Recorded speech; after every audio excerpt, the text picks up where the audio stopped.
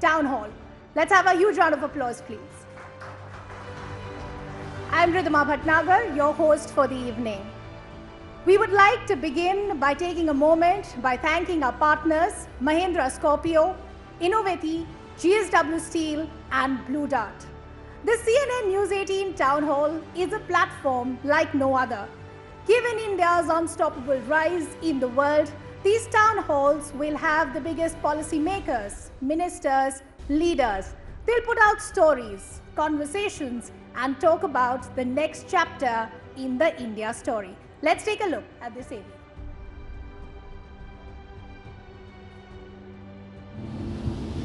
India's vehicle of change. A voice to every aspirational Indian. A medium of excellence and a channel with a difference. CNN News 18's ascendancy to the top reflects the ambitions of a new India. The viewers have shunned rhetoric to choose the reality that is reflected in India's most watched news channel. When assertion becomes the new vocabulary on TV. News is about stories. When perseverance pays off in favor of the people. It's about standing up to those who talk down to our motherland. When being a contrarian is essential to play the custodian. It is not easy for a woman to relive the ordeal of being victimized. Echoing the sentiments of Naya Bharat, CNN News 18 has taken another step to guard India's values and principles. We proudly present to you the Town Hall that aims to take the discussion forward. In the first edition of this special initiative, we speak to the top generals of the Modi Sarkar. Have they met the aspirations of India in 8 years? We welcome our esteemed panelists Shri Anurag Thakur, Srimati Smriti Irani and Dr. S. Jaishankar in the inaugural edition of CNN News 18's Town Hall, a brand new initiative.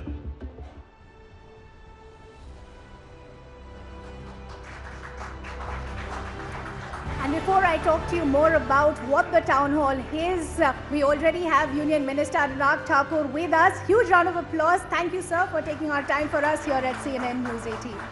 Let me talk to you a little more about the platform. What is CNN News 18 Town Hall? And what is the theme that we're initially kicking start with? What better than to celebrate 8 years of Prime Minister Modi in office? The Prime Minister completed 8 years in office this May, and the messaging has been loud and clear. This is not the same India. This is an India that is decisive. This is an India that is bold and not afraid to take a stand. Since returning to power in 2019, the Modi government has checked several key boxes on its agenda. India has successfully tackled a pandemic, the economy is well on its course to recovery, and globally, India is a voice of reason. We will discuss all these accomplishments as well as the challenges ahead all through the evening. But before that, I would now like to invite CNN News 18's Managing Editor, Zaka Jacob, for the welcome address. Huge round of applause, please.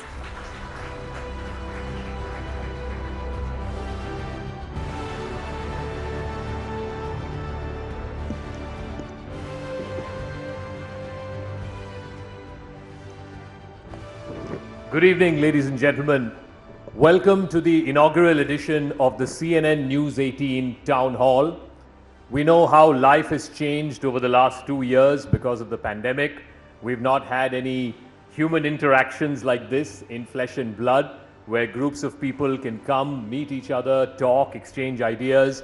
So I want to thank each and every one of you for joining us in what is the first physical event that we are celebrating in 2 years since the pandemic. Thank you very much, ladies and gentlemen. It indeed is a pleasure and an honor to host every one of you here this evening. The CNN News 18 Town Hall is envisaged as a platform for policymakers, opinion leaders, and prominent voices to engage in meaningful conversations with India's most trusted news team. The CNN News 18 Town Hall will decode some of the most relevant and topical issues that the country is grappling right now. Now, this is going to be one-of-a-kind, quality event where the focus is going to be on the quality of the conversations. That's why we have restricted the number of speakers to just 3 ministers, 3 of the most articulate voices in the Modi Sarkar. And they are going to be outlining how the governance paradigm has changed over the last 8 years here in India, and what may the challenges be ahead going forward.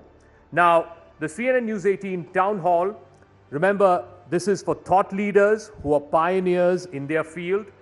This is also about the knowledge economy. It's about events that are shaping and defining the country as we speak. This is the inaugural edition of the CNN News 18 Town Hall, and we hope to take this to all parts of the country. We are having the first edition here in New Delhi, but the second, third, we would hope to take it to Bangalore and Chennai and Mumbai and all other major cities across the country, because we believe in inclusive participation of every single Indian out there. I want to thank once again the Honorable Ministers who will be joining us this evening. Anurag Thakur, the Honorable Minister for Information and Broadcasting in Youth Affairs and Sports. Thank you very much, sir, for honouring this dais. We'll also be joined in a bit by Smriti Irani, the Minister for Women and Child Development, and Dr. S. Jaishankar, the Minister for External Affairs. So once again, it is indeed a pleasure and honour to host you all after 2 years of what has been a life-changing pandemic. It's good to see all of you in flesh and blood. Thank you very much for coming for the CNN News 18 Town Hall. As we begin the Town Hall, I just want to play out what has been an affirmation of what our viewers of CNN News 18 think of us. We are #1. I'm happy to report to you that for the last 8 weeks, CNN News 18 is the #1 news channel in the country. Here's a leadership AV. Redefining reportage. Every day. India is going to mount every hour. High number of Muslims have today. Every minute. I will show you more. Excellence, efficiency, and energy that has settled the debate of viewership for 8 successive weeks.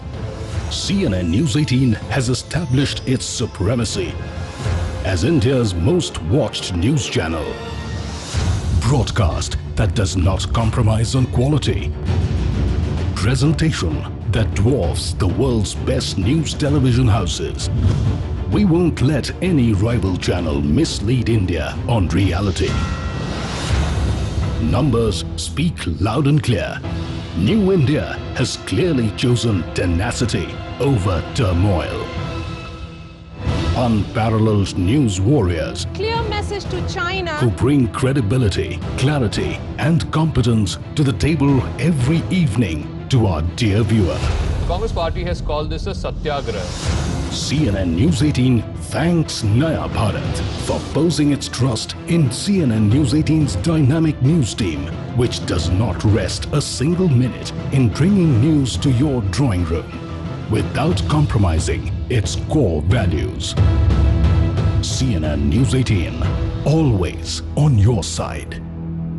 Ladies and gentlemen, CNN News 18, the #1 news channel in the country. Thank you very much and welcome to the inaugural edition of the CNN News 18 Town Hall.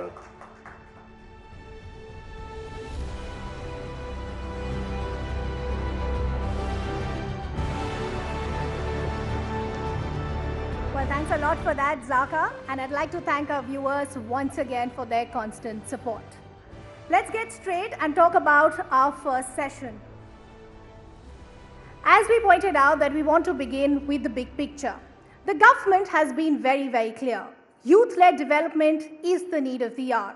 We saw the National Education Policy 2020 after 4 decades. 1.34 crore youth trained under the Prime Minister Kaushal Vikas Yojana.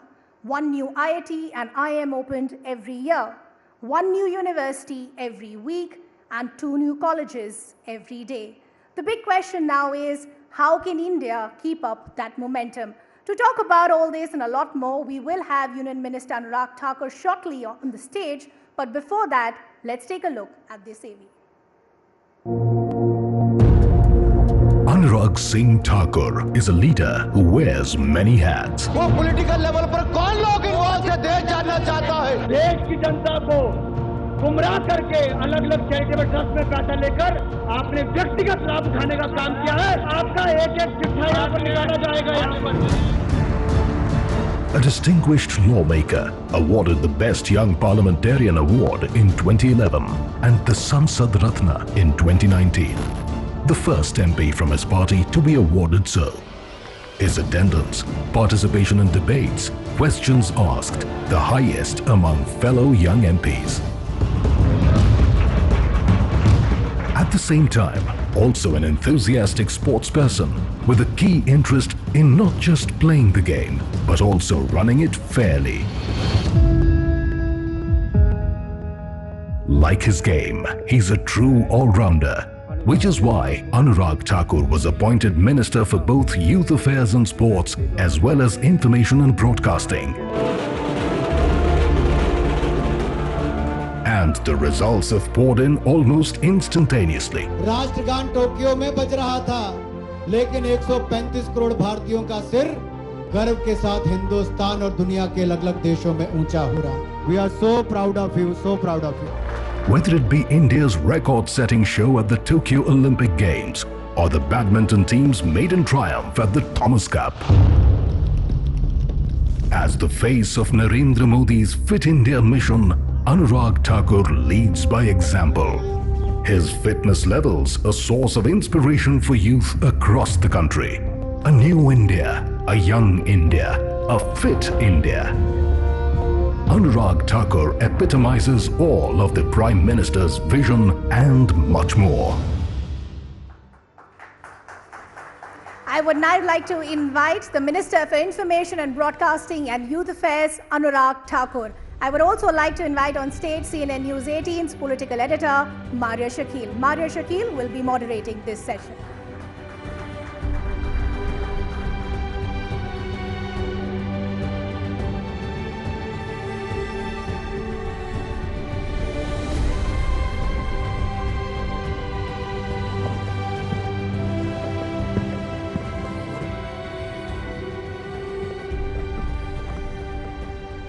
Anurag ji, thank you so much. आपने वक्त निकाला और एक अपने busy schedule से हमारे मंच पर आए और ये इनॉग्रल एड्रेस में आप हमारे साथ हैं। Mister Thakur, during the pandemic you were the minister of state for finance. हम लोग सब लोगों ने देखा, आप और निर्मला जी, आप लोगों ने साथ में आत्मनिर्भर भारत पैकेज का अनाउंसमेंट किया। वो इंग्लिश में बोलती थी, आप हिंदी में बोलते थे, और ये कम्युनिकेशन स्ट्रैटेजी थी सरकार की ताकि सब लोगों को और भारत में मैक्सिमम पहुंचाया जा सके। When you look at that period and your own role and the challenges that you faced, could you give us a sense of how it was? पहले तो CNN न्यूज़ 18 को शानदार प्रदर्शन जो आपने वापस शुरू किया है उसके लिए बधाई। टाउन हॉल एक अवसर दिया है जहां एक और देश के करोड़ों लोगों तक अपनी आवाज़ पहुंचाने का, वहीं पर समाज के बुद्धिजीवियों को यहां पर एकत्रित करके केवल भारत के लिए नहीं दुनिया भर के लिए बहुत संकट भरे समय था और चुनौती ये भी थी कि अर्थव्यवस्था को बचाएं, जान बचाएं, इंडस्ट्री बचाएं, या क्या क्या आपके सामने चुनौतियां आप सोच नहीं सकते, वो सब सामने चुनौतियां खड़ी थी। लेकिन एक बात बार बार विश्वास पैदा करती थी कि नरेंद्र मोदी जी देश के प्रधानमंत्री हैं, ये हमको इस संकट से बाहर निकाल कर लेकर जाएंगे। क्योंकि जब आपदा के समय दुनिया लॉकडाउन के समय घरों में बंद थी, हमारा रोज़ सुबह का काम था, निर्मला जी, मेरा, अमित भाई, कुछ लोगों का वहाँ पे जाने का, कि आत्मनिर्भर पैकेज में क्या क्या करना है, क्या उसका पार्ट होना चाहिए। प्रधानमंत्री जी को बहुत क्लैरिटी थी कि गरीब के ऊपर आंच भी ना आए, महामारी से भी बचाना है और भूखमरी से भी बचाना है। और दुनिया के देशों में 200 से ज़्यादा देशों में इकलौता भारत देश ऐसा है जिसने 80 करोड़ भारतीयों को 28 महीने तक मुफ्त में अनाज देने का काम किया है। दुनिया का कोई देश नहीं कर पाया है। और जो हम पहले सुनते थे कि पूर्व प्रधानमंत्री कहते थे कि मैं 100 रुपया भेजता हूँ, 15 रुपये खाते में जाता है, हम सिर ऊपर उठाकर कह सकते हैं, हम जितना पैसा भेजते थे वो पूरे का पैसा गरीब के खाते में जाता था, क्योंकि जनधन योजना के माध्यम से बैंक खाते, यूपीआई डिजिटल प्लेटफॉर्म्स के माध्यम से ट्रांजैक्शंस की बात हो या डिजिटल पेमेंट्स की बाकी बात करें, तो उसका एक सीधा लाभ मिला है कि खाने वालों को ख़त्म किया है, सीधा खाते में पैसा पहुंचाने का काम किया है। आपदा के समय दूसरा संकट था कि इंडस्ट्रीज़ को कैसे मदद की जाए। उसमें 5 लाख करोड़ रुपया बैंकिंग सेक्टर के माध्यम से मदद दी गई, 20% एडिशनल वर्किंग कैपिटल की। ये प्रधानमंत्री जी की सोच थी, बाकियों के विचार लेते थे। किसी को अपनी कोलैटरल गारंटी नहीं देनी पड़ी। इसके अलावा 1.5 लाख करोड़ रुपया इनकम टैक्स रिफंड 2 महीने के अंदर वापस किया गया। 25% TDS TCS में कटौती की गई। वर्किंग कैपिटल ज़्यादा रहे, उसका अभाव ना है तो वो किया गया। आपने अगर नौकरी से अपने कुछ लोगों को निकाल दिया है तो उसके लिए भी स्कीम लेकर आए कि अगर आपके 15,000 से कम की तनख्वाह वाले हैं महीने की और 100 से कम आपके लोग एम्प्लॉय हैं तो आप इनको वापस रखिए, सरकार आपको उसके लिए पैसा देगी। ये सारे कदम उस दिशा में थे कि वापस इंडस्ट्री को बचाया गया, रोजगार को बचाया गया और दुनिया के ऊपर वैक्सीन के लेकर निर्भर ना रहना पड़े। अपने वैज्ञानिकों को मदद की गई, कंपनीज को आगे आने का अवसर दिया गया। आज हम सिर उठाकर पूरी दुनिया में कह सकते हैं 195 करोड़ वैक्सीन लगाने वाला कोई देश है तो भारत ने वो करके दिखाया है मेरे भाई और बहन। और इसमें फ्रंटलाइन वर्कर से लेके आम नागरिक की बहुत बड़ी भूमिका है। इसमें टेक्नोलॉजी का जो उपयोग हुआ, आरोग्य सेतु ऐप से आपने अपने आप को रजिस्टर करवाया, कोविन ऐप के माध्यम से आपको सर्टिफिकेट मिलने का प्रक्रिया शुरू हुई। बहुत लोगों ने कहा ये तो आपका डेटा चुरा लेंगे, लेकिन सच्चाई ये है दुनिया के विकसित देश भी आज आपको हार्ड कॉपी देते हैं सर्टिफिकेट की। मोदी जी ने कितना समय पहले सोच लिया था कि आपको दुनिया भर में ट्रैवल करना है तो डिजिटल सर्टिफिकेट आपके हाथ में हो, वो भी आपको दिया। और आज दुनिया भर में जो भारत की साख बढ़ी है कोविड मैनेजमेंट को लेकर, उसका सारा श्रेय प्रधानमंत्री जी को और उनके प्रयासों को जाता है और भारत के लोगों को जाता है। यही कारण है कि आज भारतीय अर्थव्यवस्था दुनिया में सबसे तेज़ी के साथ और सबसे नंबर 1 अर्थव्यवस्था तेज़ी से बढ़ने वाली दिशा में बन रही है। ये भी सब संभव हो पाया है। This book, Modi at 20, Dreams Meet Delivery, talks about that effort of the Prime Minister, his own tenure of 20 years, the governance model. When you interact with Prime Minister, and you have seen him very closely during your interactions as Minister, what is one motto that he follows? What is it that he tells all of you? मुझे लगता है प्रधानमंत्री जी से जो सोचने और सीखने वाली जो एक बात है, कितनी भी बड़ी चुनौती थी उनके चेहरे पर थोड़ी सी भी शिकंज नज़र नहीं आती। लगता नहीं था कि कोई घबराहट है या कोई चिंता है। और जो दूसरा को समय इतना देते हैं कि अपनी बात रखने का, उसमें से कि कोई भी आप भी जाएंगे, आप में से कोई मिलेगा, आप हमेशा अनुभव करेंगे प्रधानमंत्री जी आप सबको सुनने के लिए तैयार हैं और सबकी बात सुनने के बाद निर्णय करते हैं और उस निर्णय पर अड़िग रहते हैं। ये बहुत बड़ी बात है और शायद यही कारण है कि आज दुनिया भर में एक के बाद दूसरे सर्वे जब आ रहे हैं तो दुनिया के सर्वाधिक लोकप्रिय नेता के रूप में कोई और नहीं, भारत के प्रधानमंत्री नरेंद्र मोदी जी का नाम आता है। और Modi at 20, dreams meet delivery, ये इसलिए शीर्षक भी दिया गया है कि 12 वर्ष गुजरात के मुख्यमंत्री के रूप में, 8 वर्ष भारत के प्रधानमंत्री के रूप में जिन जिन क्षेत्रों में उन्होंने प्रयास किए हैं वहाँ पर परिणाम कैसे आए हैं। प्रयास और परिणाम, इसके बीच में एक और आता है इम्प्लीमेंटेशन, लागू कैसे आप करते हैं।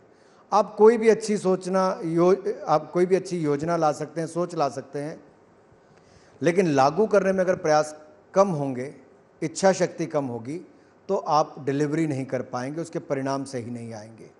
मोदी जी की खासियत ही ये है कि सोचने से लेकर उसको पूरा करने तक वो पूरी ताकत लगा देते हैं और उसका परिणाम ये है कि भारत आज अर्थव्यवस्था में भी तेज़ी के साथ आगे बढ़ रहा है और जो युवाओं के लिए स्टार्टअप्स की हमारी कल्पना थी, आज हम सिर उठाकर कह सकते हैं भारतीय नौजवानों की ताकत, कि भारतीय नौजवानों ने आपदा के समय भी 50 स्टार्टअप्स यूनिकॉर्न का दर्जा प्राप्त की और कुल मिलाकर 100 स्टार्टअप्स यूनिकॉर्न बनी है।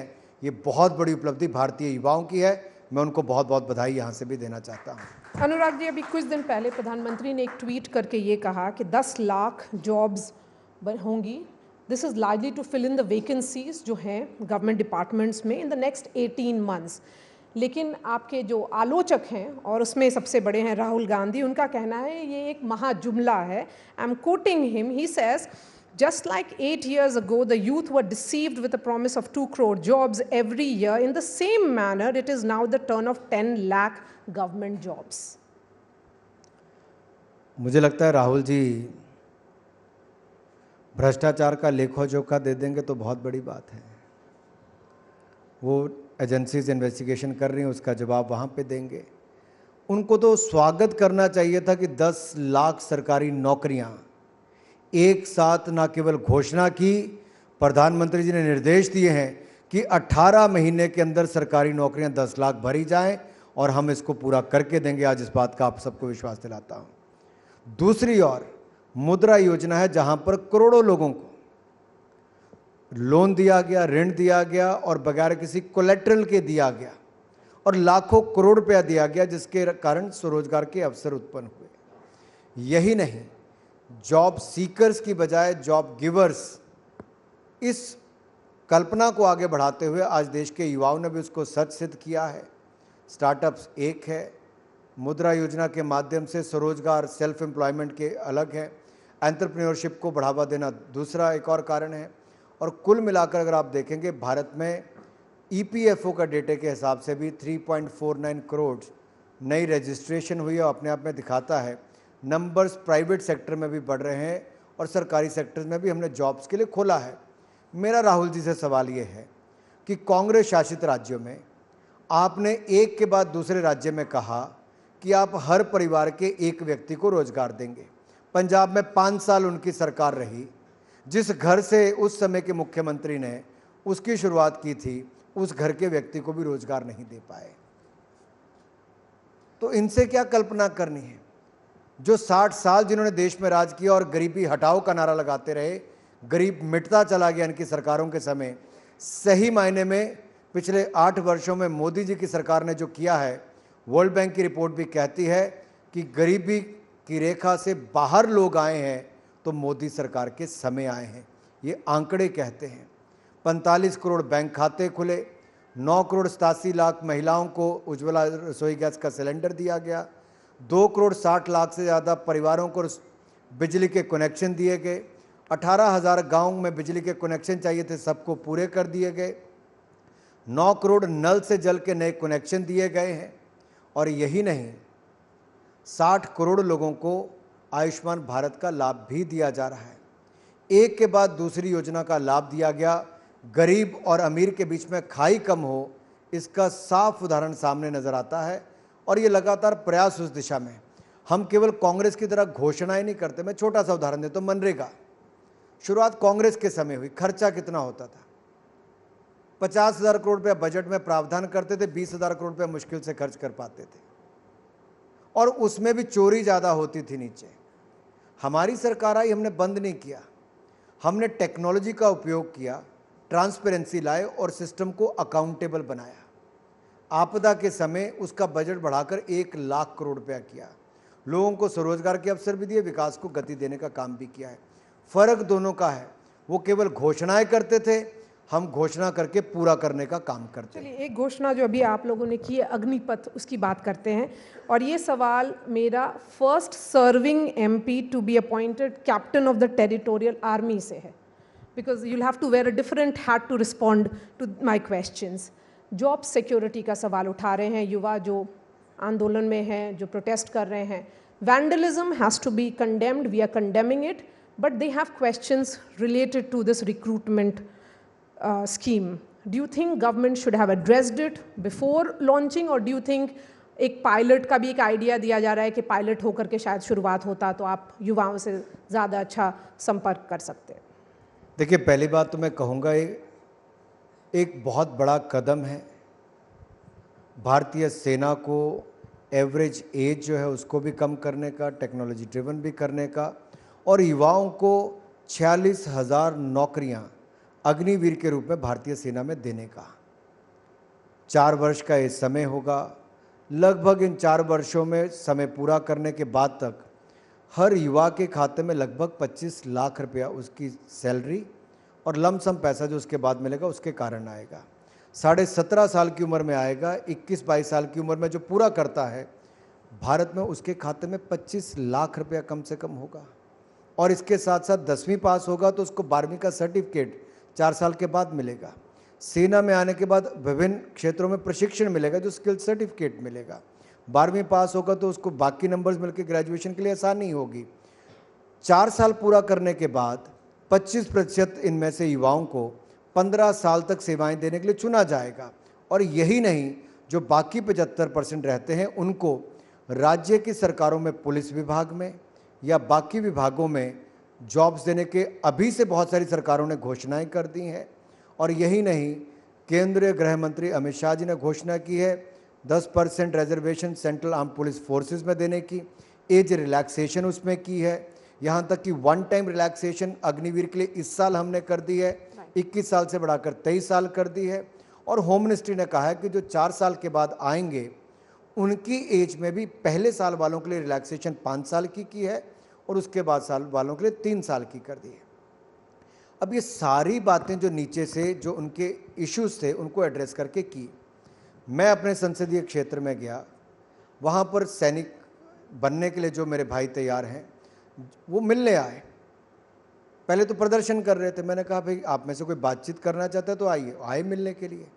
मैंने उनसे बैठ के बातचीत की, आपके इशू क्या है। उन्होंने कहा हमारा मेडिकल टेस्ट क्लियर हो गया, फिजिकल टेस्ट हमने ग्राउंड टेस्ट क्लियर कर लिया है, अब हमारा रिटन टेस्ट होना बाकी, हमारा आप वो करवा दीजिए। Then how do you look at these protests? Age criteria वो हमने एड्रेस पहले कर दिया। पहले दिन जो मुझे मिले उन्होंने एज क्राइटेरिया की बात भी की थी, वो एड्रेस कर दिया। दूसरा रिटन टेस्ट की बात है, हमने वो भी अब घोषणा जैसे शुरुआत कर दी कि आप अभी रिक्रूटमेंट मान लीजिए शुरू हो जाती है। तो इन सबको तो उस दिशा में देखना चाहिए। मुझे लगता है कहीं ना कहीं कुछ लोग राजनीतिक रोटियां सेकने का काम भी करते हैं। जैसे कुछ उदाहरण सामने आए कि छोटे छोटे बच्चों के हाथ में झंडे देकर भेज दिया। अब उन बच्चों को अग्निवीर के बारे में क्या पता है। जो रेलगाड़ियों को आग लगाने के लिए आगे भेज दिया। क्या सरकारी संपत्ति को आग लगाकर क्या होगा। क्या अनुशासन में विश्वास रखने वाले लोग सेना में आते हैं कि अनुशासनहीन होने वाले आते हैं। सबसे बड़ा प्रश्न तो ये खड़ा हो रहा है जो समाज के लोग भी उठाते हैं कि आखिरकार सेना को तो जाना ही उनके सेक्रीफाइस के लिए, उनके डिसिप्लिन के लिए, उनके हार्डवर्क के लिए जाता है। जो देश के लिए मर मिटने के लिए तैयार होते हैं, समर्पण भाव के साथ तैयार होते हैं। तो पीछे भी ये देखना चाहिए कि आखिरकार ये उपद्रव मचाने वाले या किसी ने भय भ्रम फैलाने का काम किया है क्या, किसी ने सही जानकारी देने की बजाय कुछ और फैलाने का काम किया। अगर कोई लोग राजनीतिक लाभ उठाना चाहते हैं तो उसको इससे परहेज करना चाहिए। इसमें देश का नुकसान है और लोगों के यातायात में भी इसका नुकसान हो रहा है। मेरा युवाओं से अपील है, आपके मन में और भी कोई प्रश्न है, आप कुछ और भी बदलाव देखना चाहते हैं तो आप उसको चर्चा कर सकते हैं। लोकतंत्र में हम भी आपके टाउन हॉल पर बैठे हैं, आप मुझसे सवाल कर रहे हैं, मैं सरकार के प्रतिनिधि के नाते आपका जवाब दे रहा हूं। इसी तरह से मेरे संसदीय क्षेत्र के लोग मिले, मैंने उनका जवाब दिया। So will there be more effective communication from the governments and about your intent, जो आप बता रहे हैं नियत आप शायद और बेहतर तरीके से बता सकें लोगों को जो युवा आंदोलन पर हैं। निश्चित तौर पर मेरा युवाओं से भी अपील है, जो चुने हुए प्रतिनिधि उनके पास अपनी बात रखें। राज्यों में गवर्नर्स हैं, चीफ मिनिस्टर्स हैं, डिप्टी कमिश्नर हैं, लिखित रूप में आपके पास कुछ ऐसा है जो आप पहुंचाना चाहते हैं उनके माध्यम से पहुंचाइए।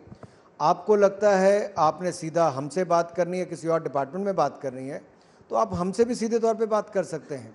जैसे मैं भी अपने डिपार्टमेंट में देख रहा था कि जब ये 4 साल के बाद आएंगे तो कॉरपोरेट जगत ने कहा है, बड़ी बड़ी कंपनी ने कहा कि हम इनको रखने के लिए तैयार है मेरिट बेसिस पे।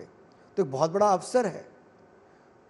अलग अलग डिपार्टमेंट्स ने कहा कि पब्लिक सेक्टर एंटरप्राइजेज हों, सरकारी क्षेत्र हैं, वहाँ पे वो रखने के लिए तैयार हैं।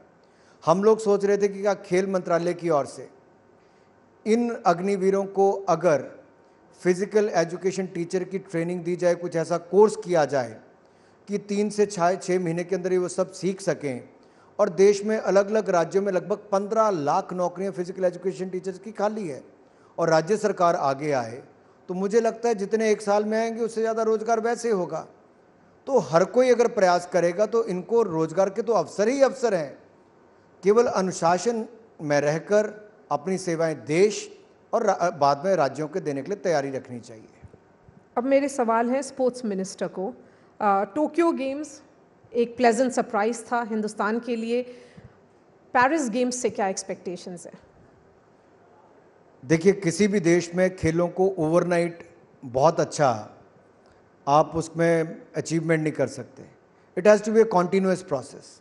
किसी भी खिलाड़ी को बनाने में 12 साल की उम्र से 20, 22, 24 साल की उम्र तक कम से कम 10 से 12 साल का समय चाहिए। और लगातार माननीय प्रधानमंत्री मोदी जी ने टारगेट ओलंपिक पोडियम स्कीम हो, खेलो इंडिया योजना हो, इन सबको बल दिया, जिसके रिजल्ट्स हमें देखने को मिल रहे हैं। टॉप स्कीम में बोर्डिंग, लॉजिंग, ट्रेनिंग से लेके उनकी इंटरनेशनल पार्टिसिपेशन से लेके इंटरनेशनल ट्रेनिंग तक वो सारा खर्चा भारत सरकार वहन करती है, और उनको जेब खर्च भी, आउट ऑफ पॉकेट अलाउंस भी लगभग 6 लाख रुपया साल का देती है। इसके अलावा 3000 खिलाड़ी ऐसे हैं जिनकी ट्रेनिंग से लेकर 1,20,000 रुपया जिनको साल का जेब खर्च देते हैं। इसी तरह से 29 नेशनल सेंटर ऑफ एक्सीलेंस देश भर में चल रहे हैं। 1000 खेलो इंडिया सेंटर्स हम देश भर में बना रहे हैं। आधारभूत ढांचा भी बना रहे हैं, ट्रेनिंग भी दे रहे हैं, इंटरनेशनल कॉम्पिटिशन्स भी दे रहे हैं, और खेलो इंडिया यूनिवर्सिटी गेम्स और खेलो इंडिया यूथ गेम्स इसके माध्यम से नेशनल स्तर पर कॉम्पिटिशन्स भी दे रहे हैं। टोक्यो ओलंपिक्स में 7 मेडल जीतकर आज तक का सबसे अच्छा प्रदर्शन किया। पैरालंपियंस ने 19 मेडल जीते, तो डेफ ओलंपिक्स में 16 मेडल जीतकर थॉमस कप में जो 73 साल में नहीं कर पाए, गोल्ड मेडल हमारी बैडमिंटन टीम ने जीतने का वो भी काम किया। और IBA world women boxing championship में भी निखत जरीन से लेकर मनीषा और प्रवीण हुड्डा ने भी ब्रॉन्ज मेडल जीतने का काम किया। ये भारत ने खेलों में नए आयाम स्थापित किए हैं। 2024 ओलंपिक में भी इससे बेहतर प्रदर्शन करने का काम करेंगे। So what is this sporting culture? Do you think एक नया स्पोर्टिंग कल्चर हिंदुस्तान में आया है? क्या सडन चेंज हुआ है?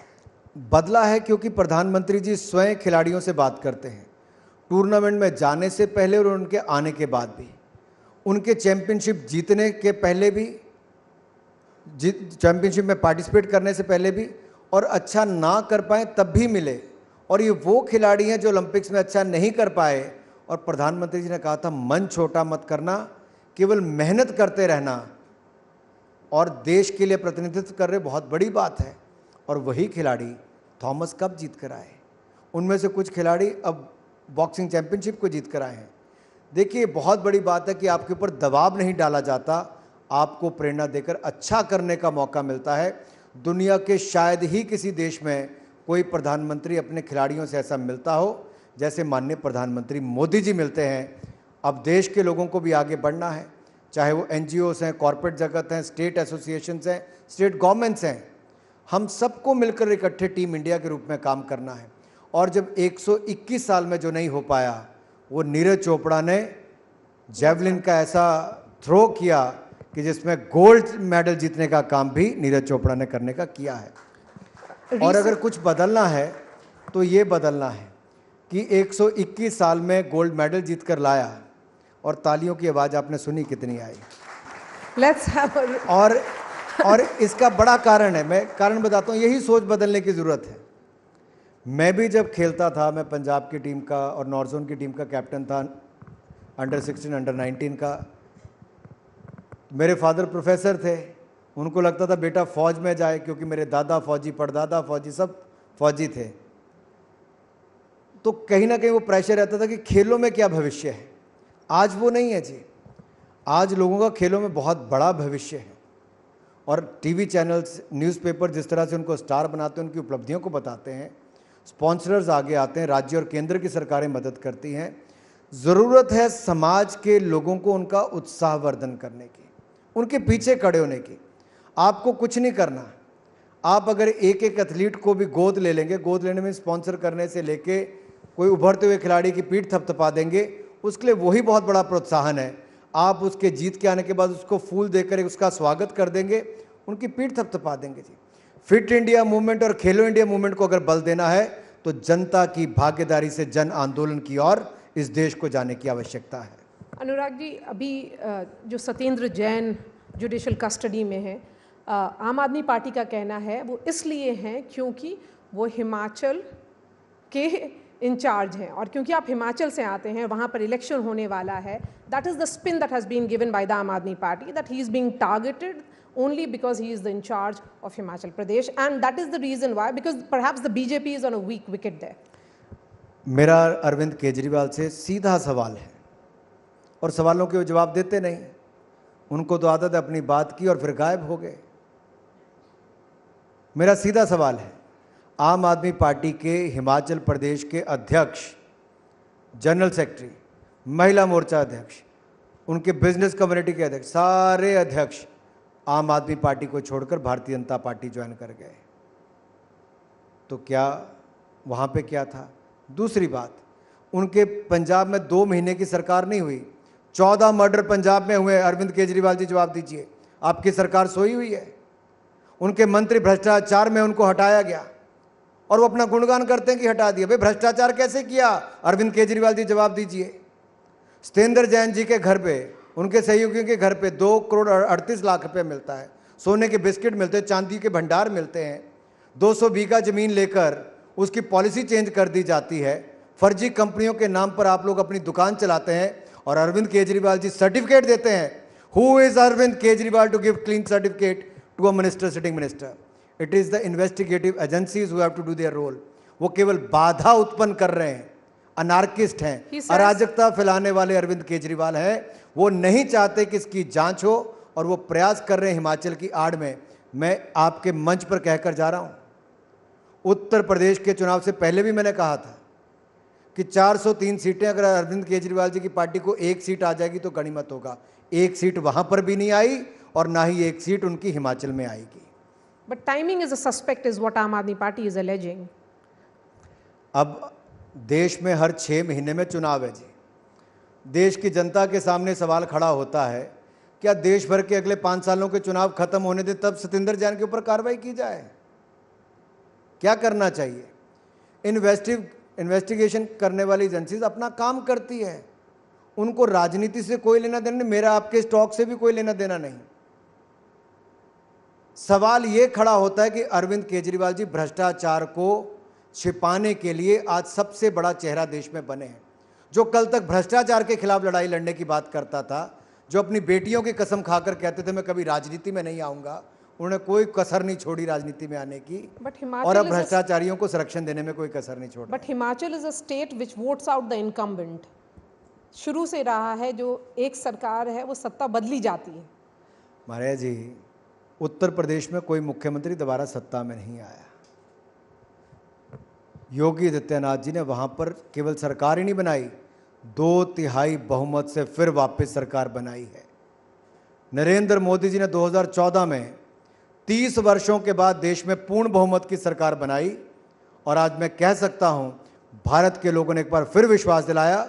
उस समय 272 थी, 2019 में 303 सीटें जीतकर पूर्ण बहुमत के साथ बड़ी विजय करके फिर सरकार यहां पर बनाई है। हम गुजरात और हिमाचल में भी पहले से ज्यादा सीटें जीतकर फिर सत्ता में आएंगे। Okay, now let me ask questions to the INB minister.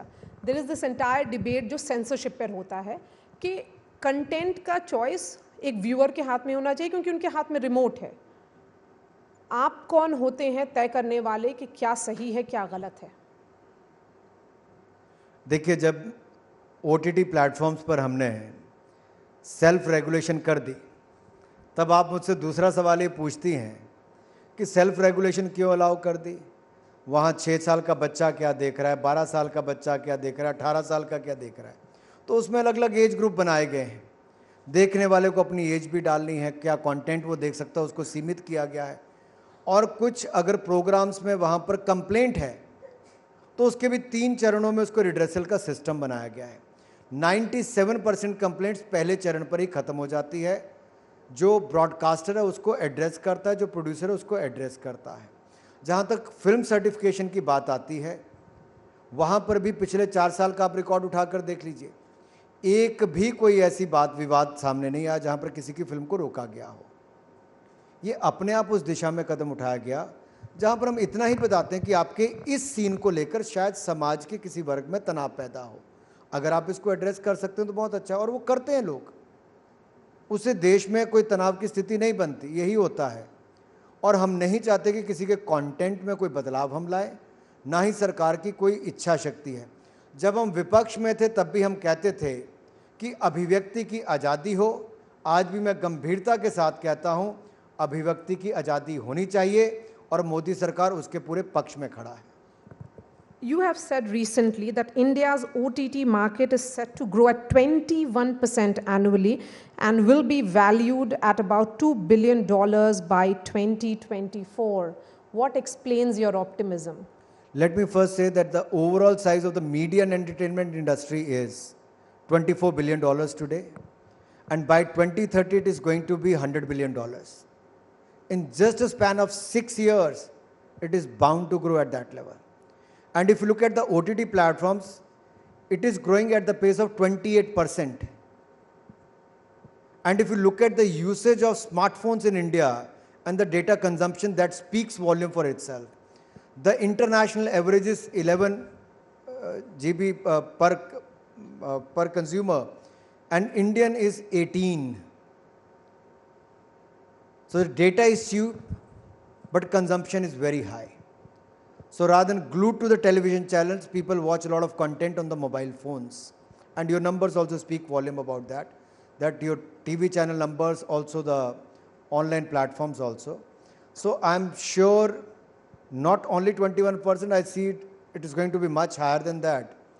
But I personally feel the bigger issue is what should be the content on those platforms. One, Indian content. Second, the international content. Not only for the Indian market, but India should become the content subcontinent of the world. India should become the content hub of the world. दुनिया भर के लोग यहाँ पर आकर films बनाएं, documentary बनाएं, feature film बनाएं, भारतीय संस्कृति, भारत की पृष्ठभूमि या अंतर्राष्ट्रीय किसी स्टोरी लाइन को लेकर भी भारत में शूटिंग करें, फिल्म प्रोडक्शन करें।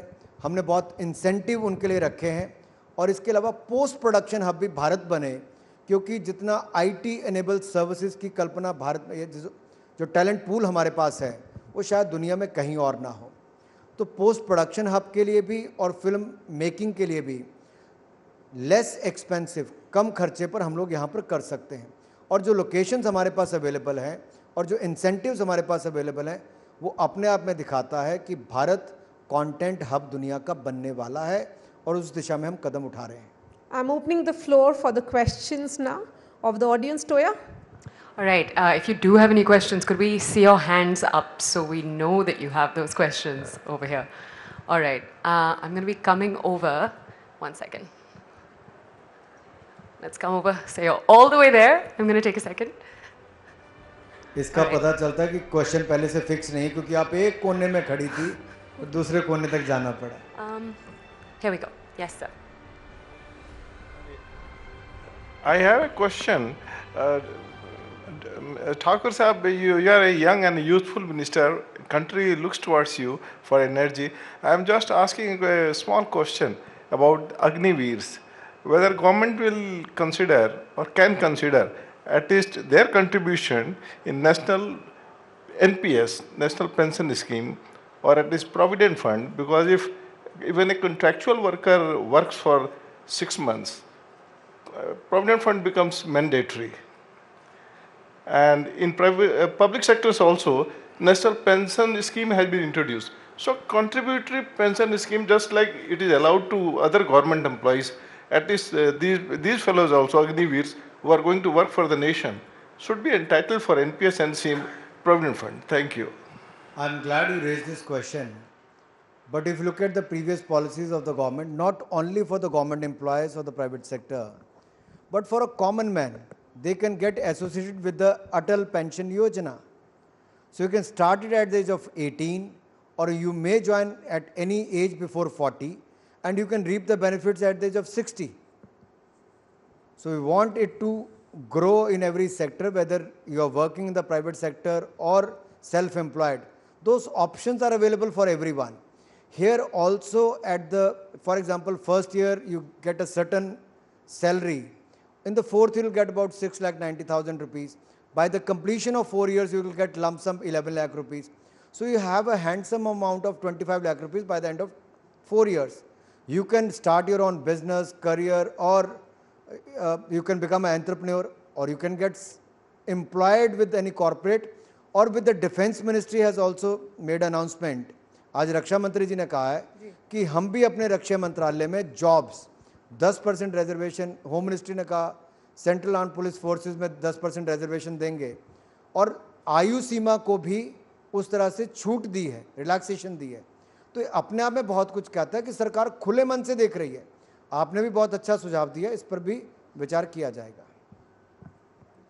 All right, should we go to the next question Yes, now? please. All right, to the audience, I am going to have to ask you to put your hands higher. Okay, 1 second. All right, so I'm going to come to you, then I'm going to make it to you. Okay. Yes. Good evening, sir. Anuj Agarwal from Blue Dart. I just want to ask you one thing. In near future, do we see this bilateral cricket series with Pakistan? I think there are many multilateral tournaments happening across the world. You get a lot of entertainment through the ongoing India-South Africa series and through the IPL. Bilaterals, whether happen with Pakistan or not, it depends on the government, Home Ministry and others to take a call. And whether the situation is right or not, that has to be seen. International calendar, whether the BCCI and the PCB has fixed those dates or not. If it comes to the government can think or take a decision at that time. But so far, I think BCCI has not taken any call on that. All right, okay. 1 sec, sorry. और अगर आतंकवाद पर अंकुश पाकिस्तान की ओर से लगता है और आतंकवादियों की घुसपैठ भारत में नहीं करते हैं, पाकिस्तान से जो उम्मीद है कि वो ना करें, तो मुझे लगता है उस दिशा में अगर कुछ कदम उठाएंगे तो संभावनाएं भविष्य के लिए खुल सकती हैं. लेकिन घुसपैठ यहाँ पर करेंगे, आम नागरिक को मारेंगे और खेल खेलने की बात करेंगे, तो उसमें बहुत सारे प्रश्न चिन्ह खड़े होते हैं और वो शायद उस स्थिति में भारत के लोग भी देखने के लिए तैयार नहीं होते हैं. The next question, ma'am. Good evening, Mr. Thakur. This is Mona Motwani. I have a question. So Himachal Pradesh is going to polls at the end of this year. So are we going to see you as next Himachal CM? Don't you see me happy as the information broadcasting minister and sports minister of the country? I think I'm very privileged that way, being a 4-time MP from Hamirpur, Himachal Pradesh. Not many at the age of 46, 47 become a 4-time MP. And Modi ji has given me the opportunity to work as a Union Cabinet Minister. So I feel it's my privilege to work under his leadership and to learn a lot and contribute in these two areas where country can see a lot of growth, whether it is the information broadcasting, media and entertainment space or the sports, where I see India could become a hub for the domestic sports. For example, Khelo India Youth Games.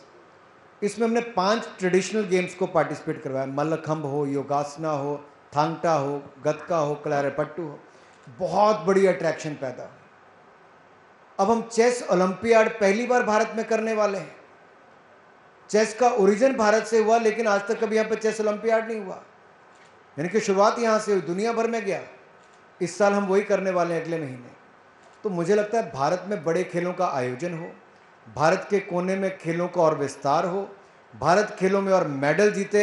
ये जो जिम्मेदारी मुझे प्रधानमंत्री जी ने दी है और देश की युवा शक्ति को राष्ट्र निर्माण में लगाने के लिए उनकी सही भूमिका हो, अगर मैं उसको थोड़ा सा भी कर पाऊँ तो मेरा बहुत बड़ा सौभाग्य होगा.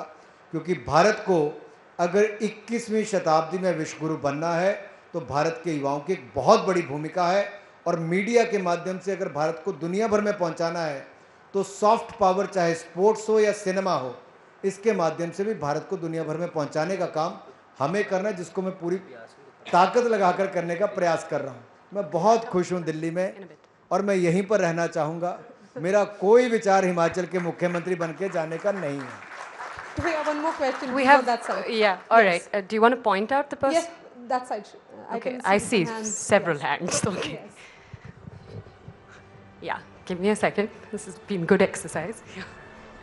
It certainly is a good exercise. Hi, sir. I would want to ask about if Formula One is ever coming back to India, because even as of now, Formula One is not recognized as a sport in India. It's recognized as entertainment and probably has a lot of audience from India, and Netflix's recent series on Formula One has a lot of viewership coming from India. And even all the Formula One drivers across the world want to drive again in India. So is Formula One or Formula E coming back to India? See, as a government, we are very open to host the international events. And wherever we have to facilitate any organization, federation, association, we'll be more than happy to handhold. Let me give you an example of the Chess Olympiad. Generally, it takes about 4 to 8 years in advance where they bid for those tournaments. The opportunity came our way just 3 months prior to the hosting of international tournament. It was India who bid aggressively and we won the bid. और कोई दुनिया का देश 3 महीने में करवाने के लिए तैयार नहीं था. भारत ने अपनी क्षमता को दिखाया है कि 190 देशों के 3000 खिलाड़ी आएंगे और हम दुनिया का सबसे सफल आयोजन भारत में चेस ओलंपियाड का करके दिखाएंगे. और फार्मूला 1 का भी भविष्य में होगा. तो कोई अभी तक किसी की ऑफर आई नहीं, कोई करेगा तो उसके लिए संभावनाएं ओपन है. Yes, thank you so much, Toya. Anurag बहुत सारे हाथ खड़े हैं आपके वहाँ पे. और करेंगे. मुझे तो कोई दिक्कत नहीं, आप जितना मर्जी. We'll take a couple of more. Yes, please. मैं तो चाहूँगा टाउन हॉल का सारा समय मैं ले जाऊँ. फिर आरोप लगेगा इंफॉर्मेशन ब्रॉडकास्टिंग मिनिस्टर है तो समय ज़्यादा दे दिया. Good afternoon, Anurag ji. My question is to the sports minister. जैसे Formula 1 की बात करी अभी, there is another sport which is not getting any due attention from the government. This is the sport of aero modeling, जो थोड़ा drone से confuse हो गया है. There is a lot of commercial interest in drones. Lobbies are taking it in that direction. But there is aero modeling as a sport which actually builds the character of somebody, of a child or a student who ultimately becomes a airman, a pilot, or anything associated with aerospace. So as a minister of sports, and worldwide aero modeling is a sport. In fact, there is now a move to take it to the Olympics also. Right now, Ministry of Civil Aviation, DGCA, ये लोग सब कर रहे हैं. Why don't you look into this as well? थोड़ा प्रश्न लंबा हो गया, मैं इसका एक लाइन में उत्तर दे देता हूँ. जी. कि अभी सिविल एविएशन मिनिस्टर ने इसकी पॉलिसी अनाउंस की है. जी. और देश के अंदर सिविल एविएशन मिनिस्ट्री के अंतर्गत आता है. जी. और उन्होंने नई पॉलिसी की घोषणा की. मुझे पूर्ण विश्वास है इसको बहुत विस्तार वो करेंगे, विकास भी करेंगे, और हमारी ओर से भी कोई ज़रूरत होगी तो खेल मंत्रालय भी इसमें पूरा सहयोग करेगा ताकि इस खेल को भी और प्रमोट किया जा सके. बस आपका इंटरनेशनल चैंपियनशिप्स भी करनी होगी तो उसके लिए भी हम तैयार रहेंगे. Thank you sir. Thank you so much. Thank you for your time and आप आए, आपका बहुत बहुत शुक्रिया सर. धन्यवाद तो मुझे आपका करना कि टाउन हॉल में आपने सेवा करने का अवसर. सेवा क्या? सेवा, सुशासन और गरीब कल्याण, जो मोदी जी की सरकार के 8 वर्ष का मूल मंत्र था कि प्रधान सेवक के रूप में सुशासन के माध्यम से गरीबों का कल्याण किया.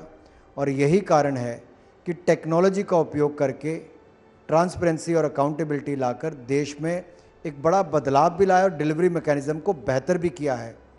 तो मुझे लगता है हम आगे भी अगले जो 2 वर्ष मोदी सरकार के हैं उसमें और बेहतर करने का प्रयास करेंगे. Thank you so much. Could we have a huge round of applause, please? I would request the Honourable Minister to stay on stage with us. I'll request Maria also to stay on stage with us. I would also like to take this opportunity to invite our partners on stage to pass on a memento to the Honourable Minister.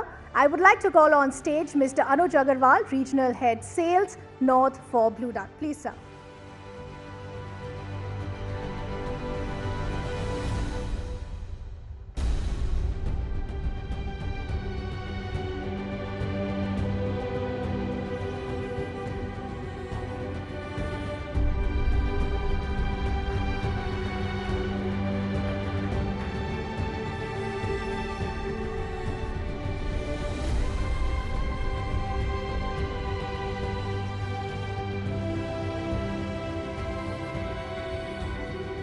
I'd like to thank the Honorable Minister once again for his time and for gracing with his presence for the inaugural session of the CNN News 18 Town Hall. I'll request all of you to settle in because we're all prepared for our next session. I'd also just like to remind all of you to keep your phones on silent, please.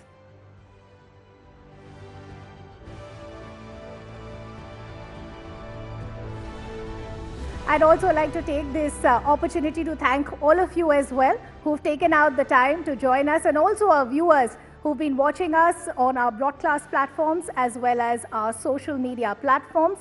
The hashtag is CNN News 18 Town Hall. We'd love to hear your questions, your views, and your queries to keep this conversation going. We'll shortly also have Union Minister Smriti Irani, who will be joining us, and we'll also have the External Affairs Minister Dr. Jaishankar, who will also be joining us for a session. As we pointed out, this is a very special occasion for all of us here at CNN News 18. This is just the inaugural session of the CNN News 18 Town Hall. And we hope to do a lot more of these to get you the biggest policymakers, ministers, leaders to keep these stories and conversations going. I'll request all of you to settle in once again because, as I pointed out, we're all set for our next session. We will be having Union Minister Smriti Irani with us shortly to talk about the impact and the role of women and how that role over the years, especially in the last 8 years of the Prime Minister being in power, has changed. And then we'll, of course, have the External Affairs Minister Dr. Jaishankar with us later in the evening as well. I'll just request all of you to now settle in because the Minister has arrived. I'll request all of you to take your seats, please. We're all now ready to begin with our next session. After that, of course, as I pointed out, we'll also have a session with the External Affairs Minister. I'd also request all of you to keep your questions ready, and we'll pass on the mic after every session. So we'd love to hear from you. You could either ask your questions here or you could tweet to us with our hashtag, which is hashtag CNN News 18 Town Hall. If I could just request all of you to now take your seats. And also, please do remember to keep your mobile phones on silent, please. Huge round of applause, please. We do have the Union Minister, Smriti Irani, here. Thank you so much, ma'am, for taking our time.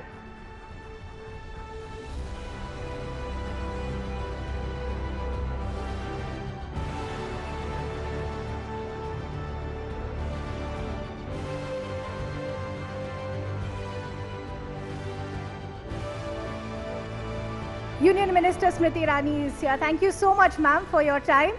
Huge round of applause, please. I want to now talk to us about the other session of the day. Let's now talk about another aspect of what really has stood out in the last 8 years. Under the leadership of the Modi government, India has heralded a renewed age of Nari Shakti. No longer are women seen as subjects of unimaginative policies that target them in limited roles, maybe just as mothers and wives. But today, women are at the front force. They're leaders and they're useful hands in the labor force. And the face of this change has been the Minister for Women and Child Development, Smriti Irani. Before I invite the Minister on stage, let's take a look at this AV. Not just a political giant killer, but also among the key faces of Nari Shakti in a new India. Smriti Irani truly is a powerhouse.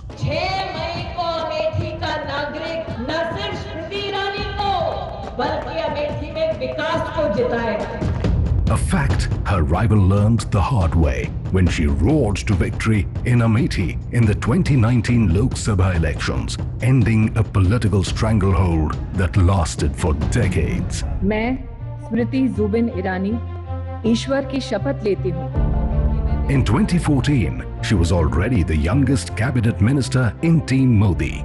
मैं भारत की प्रभुता और अखंडता अक्षुण्ण रखूंगी. 5 years later, she was appointed the Union Minister for Women and Child Development. As minister, she successfully pursued for Permanent Commission for Women in the Indian Army by facilitating legal aid to women officers and her dexterity with various languages while welcoming Indian students evacuated from Ukraine wowed social media. Bangla থেকে কে কে আছে অভিনন্দন জানাচ্ছি ગુજરાત થી ક્યાંથી આવ્યા છે કોણ કોણ છે દરેક ગુજરાતીને સ્વાગત છે ઘરમાં અને મહારાષ્ટ્ર શું કોણ કોણ આલે welcome back home. But her versatility extends far beyond just languages. जब वो सज्जन सांसद थे अमेठी के तब उनके परिवार के एक ट्रस्ट ने वर्षों पहले जमीन ले ली प्रशासन से ये झांसा देते हुए कि मेडिकल कॉलेज बनाया जाएगा अमेठी में. उस जमीन पर अपने लिए गेस्ट हाउस बना लिया. मंत्री हूँ तो क्या, अमेठी की सांसद भी हूँ. झूठ का पर्दाफाश करने का मेरा भी अधिकार है. Whether it be inside Parliament or inside the party headquarters or in the political arena, Smriti Irani has proven that she is always willing to fight the good fight. I would now like to invite the Minister for Women and Child Development, Smriti Irani. I would also like to invite CNN News 18's political editor, Maria Shakil. Maria Shakil will be moderating this session.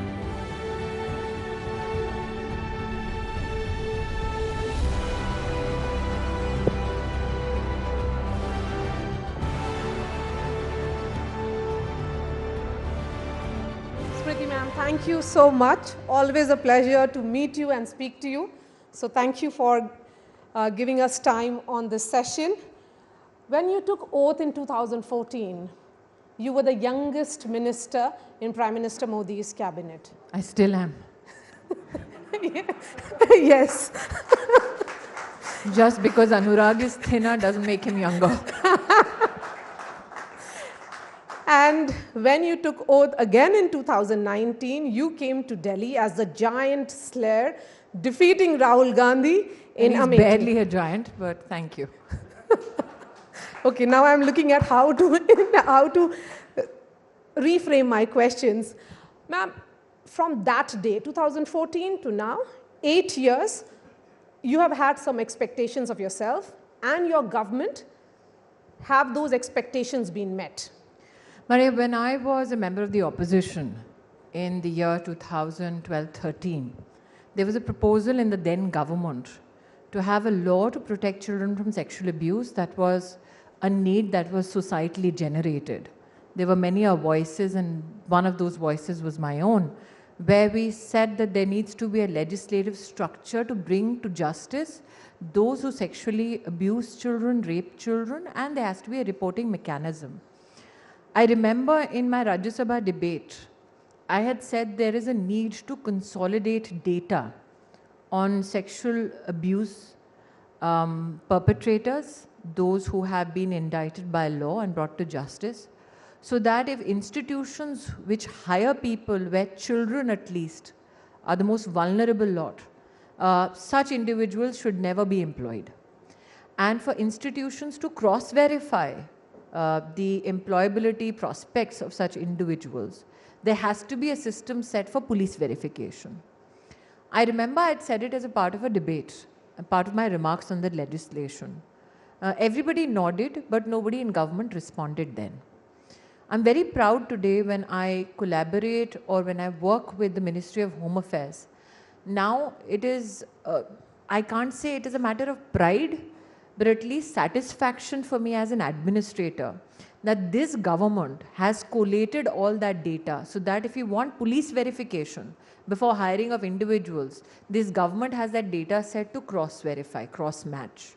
So what became a part of a debate when I was in opposition became a systemic reality today to help children and women and institutions across the country. And I think that is the huge difference between the styles of government of the UPA and the BJP-led NDA. So there are many issues on which I spoke as an opposition member. One was the need to have more and more fast-track courts. If you remember 2013, the then Congress government had announced the Nirbhaya Fund. That's right. And consistently for 1 year, I kept on speaking in Parliament with the need to ensure that that money is spent. In that entire year that the Congress was in government, not a penny was spent. And the minute the Modi government came into service, we saw that projects worth 9,000 crores was appraised by the Modi government. That fund falls under the administrative purview of the Ministry of Women and Child Development. Today, and this is not possibly publicly known, that in every state, the emergency response service systems are set up under the aegis of that fund by the Government of India. 35 helplines in this country dedicated only to women are run by that fund of the Government of India. In every police station, there is a need to have a women's help desk. We have spoken about it in opposition. It has become a reality today, courtesy the Government of India under Narendra Modi's leadership. I remember we consistently spoke about the need to have an anti-trafficking unit to assist police, especially to protect vulnerable women and children in specially vulnerable areas. But today the government has ensured that an anti-human trafficking unit is set up in every district of the country. I remember we kept on insisting that there has to be not only a fast-track code, but also a year-on-year or month-on-month check as to how many cases are getting disposed.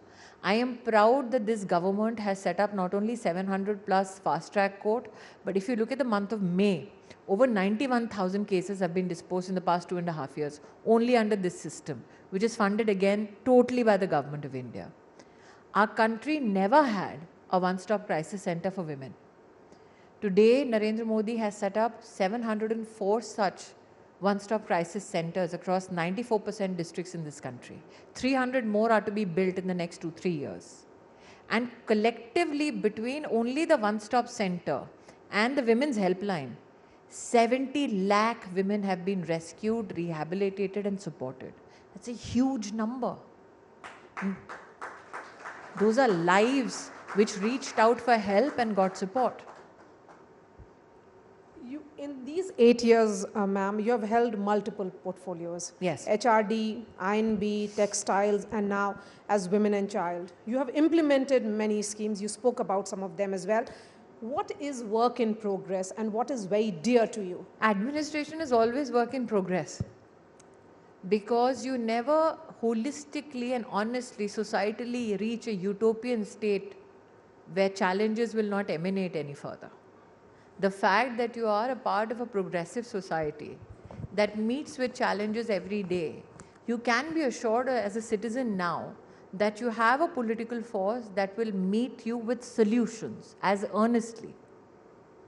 You will not be bereft of that effort on behalf of your government. So what brings me a great amount of satisfaction? The education policy in our country changed after 30 years. Yes. That change began when we started drafting it when I was Minister Education. I still remember one of my most pleasant memories is walking up to the Honorable Prime Minister, and he said every individual in this country should find a voice in this policy. Because when we did understanding or introspection on how policy had evolved in this country, it was mostly restricted to the power halls of Delhi. Never were parents asked, never were educational institutions, especially in tribal areas in the northeast, they were never asked. We had over 2 lakh village education councils. They were never activated to ask what kind of policy do you want. The Prime Minister said, let's make a democratic process come alive through this education policy initiative. And Maria, we went to every district, every educational institution. We went to every education council in the village. Over 2 lakh such education councils and villages were activated. Tell us what is it that you want in your policy. And today when we see this policy, it has, yes, for the first time in the history of our country, a gender inclusion fund. But the fact is that this is a policy that has been politically accepted across the nation, ideologically accepted across the nation. I'm extremely proud to have contributed to it. The other, if you want me to reflect on the remnants of my administrative experience, I think that leadership is not only about facing challenges in the present.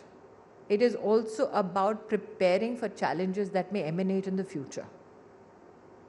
In 2014, when the Honorable Prime Minister spoke about social media, technology, there were many in the opposition that scoffed at him. He first determinedly gave us the MyGov platform. And he said, let government ask the citizens' comment or the citizens' views or critique on government policies. And that is when MyGov started. What we also did in that time was to start the first MOOCs platform. Today, EdTech is the buzzword. In 2014, everybody told me, ये क्या MOOCs platform आप बना रहे हो? हिंदुस्तान खुद नहीं बना सकता. At that time, Government of India started a MOOCs platform which today has over 1,000 courses, has over 1.5 crore students. The entire curriculum was digitized and made available free of cost to every citizen. And I remember distinctly in 2014 and 15, people said, isse kya hoga? When the pandemic came, that's when everybody realized that this is what was needed. So I'm grateful that we have leadership that prepared for it. When we talk about literacy, in our country, there was a presumption that literacy means aapko hastakshar karna aata hai. You know your signature, you can write your name, you're literate. The Prime Minister said that if you're talking about the digital divide to be bridged in our country, then individuals need to be digitally literate. At that time, there were many who scoffed at him and said, हमारे देश में phone कौन इस्तेमाल करता है? हमारे देश में कंप्यूटर कौन इस्तेमाल करता है गाँव में? Today, you have a program called PM Disha, which not many people in Delhi may know of, but 4 crore citizens, especially from rural India, have been made digitally literate. Out of that, 2 crore 80 lakhs are only women. 2 crore 88 lakhs to be precise. That's a huge revolution which has happened in your country. So it is, I think, a great blessing to not only be witness but also participate in that revolution, in that transformation. And interestingly, we are seeing election after election, because we as political journalists cover ground zero. Women emerge as a constituency for Prime Minister Narendra Modi. People are taken aback. And I'm extremely fascinated that why people gape at the fact that there are so many women voters who support the Bharatiya Janata Party and particularly Narendra Modi. You see, if you ask me as a female citizen, in this country, never had a female walked up to a politician and said, I need you to build me a toilet. It was never an election agenda. When Modi ji won with an overwhelming majority in 14, he could have easily done what other governments before him had done. Maintain status quo. Or possibly looked at his manifesto and said, let me just deliver on that promise. He went beyond and said, if we want to begin change, let's start from the basics. So today we talk about, let's say, 11 crore toilets built.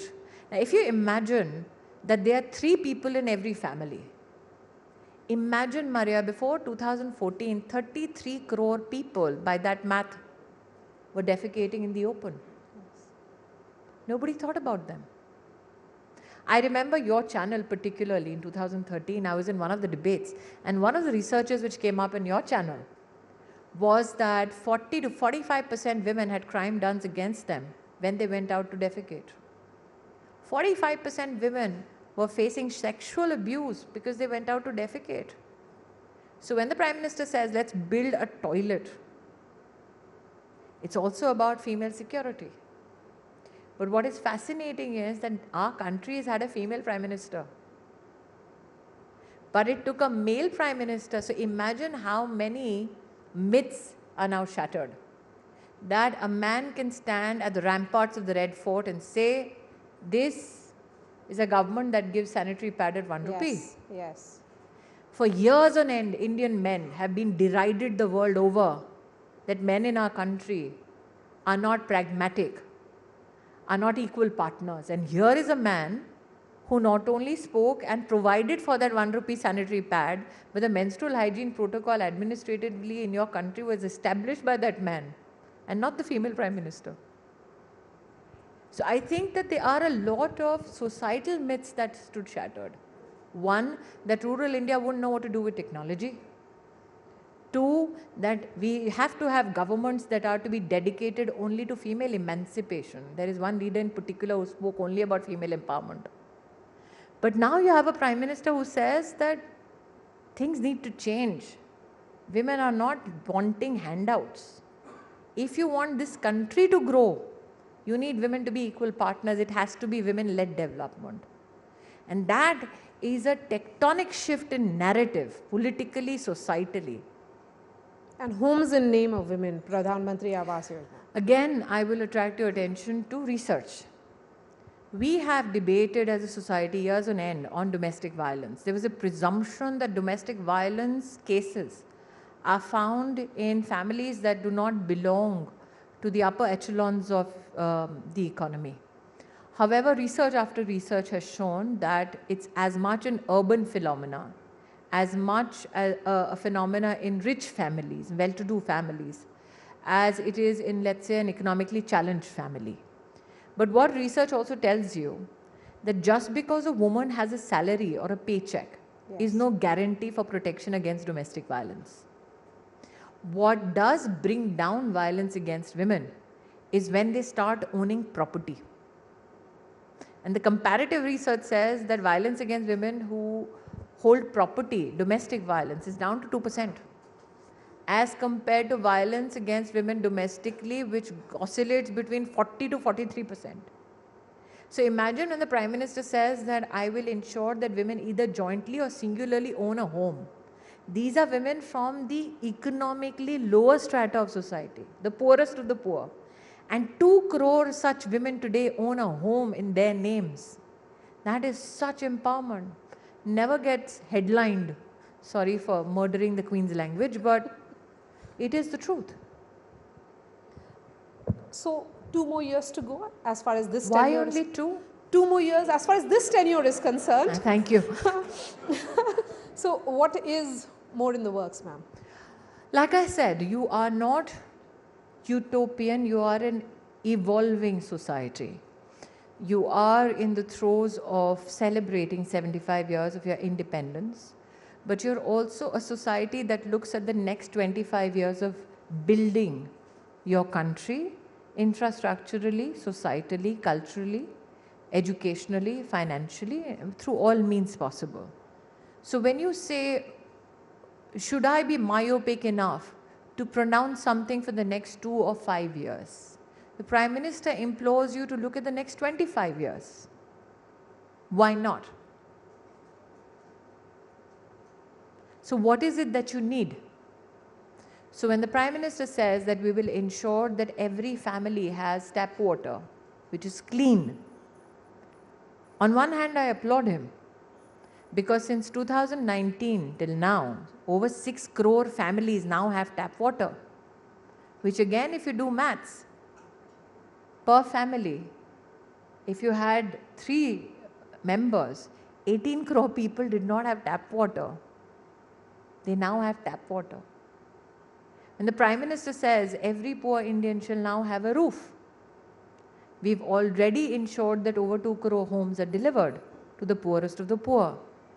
When the Prime Minister says, let's help assist women who are pregnant and lactating so that we can promote institutional delivery, thereby bringing down maternal mortality rate, bringing down infant mortality rate. Today, I'm happy to share with you that over 2.5 crore women in the past, not 8 years, just since 2017, have got over 10,000 crore rupees only because they were pregnant and they needed that 1 or 2 days to take leave so that they could go to the doctor, get themselves checked, get their vaccination, get their iron medication, folic acid medication, and come back home. So there are very verticals where the government is helping the life cycle continuum of a citizen. So till such time, when you talk about, let's say, nutrition, it's an intergenerational issue. If you have a malnourished, anemic woman and man today give birth to a child, that child will have nutritional challenges. Which means, when did this challenge emanate? That couple possibly born 2 decades ago. So challenges are aplenty, but what you're assured of is a government dedicated to solution. We have seen you campaign in all elections, recently in UP, before that in Bengal.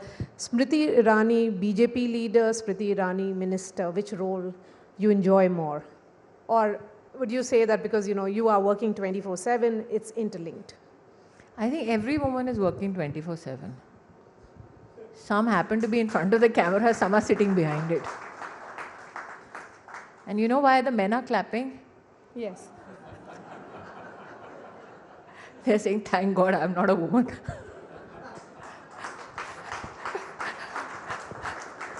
Because when you're a working woman, you walk a double-edged sword every day. You respond not only to society, to family, to your workstation, you respond to yourself. Particularly now when you're a working woman.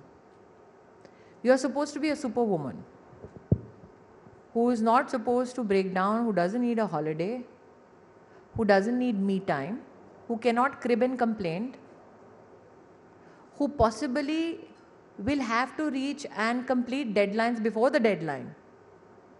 Sorry to all the gentlemen in the room, but you can skip a deadline. We can't afford it. And look at all the women who are smiling. So I think that if you're a woman, it is a challenge. Yes. There are many girls who are mollycoddled and fed, and there are some young ones here that just succeed and things will be okay. Nope. They are as tough. Success doesn't guarantee that you will be bereft of challenges. Success doesn't guarantee that you will be bereft of humiliation. Success doesn't guarantee that you will be bereft of all the disadvantages that you felt that you have to meet because you're not successful. Success only means now you have more experience to deal with the blows. And you set new targets and new achievements. I don't want to sound very philosophical, but Maria, we sit in a hotel today in the center of New Delhi. I was born exactly, and I'm sitting exactly 5 to 10 kilometers away from where I was born. And my parents had absolutely no money, so my dad's friend gave him a room above his tabela. When I was born in 76, my parents had $150. When I went to Mumbai and I got myself the first job in media, at that time the last money in my pocket was 200 rupees. The year was 2000. And I'm sitting here today in 2022 as cabinet minister.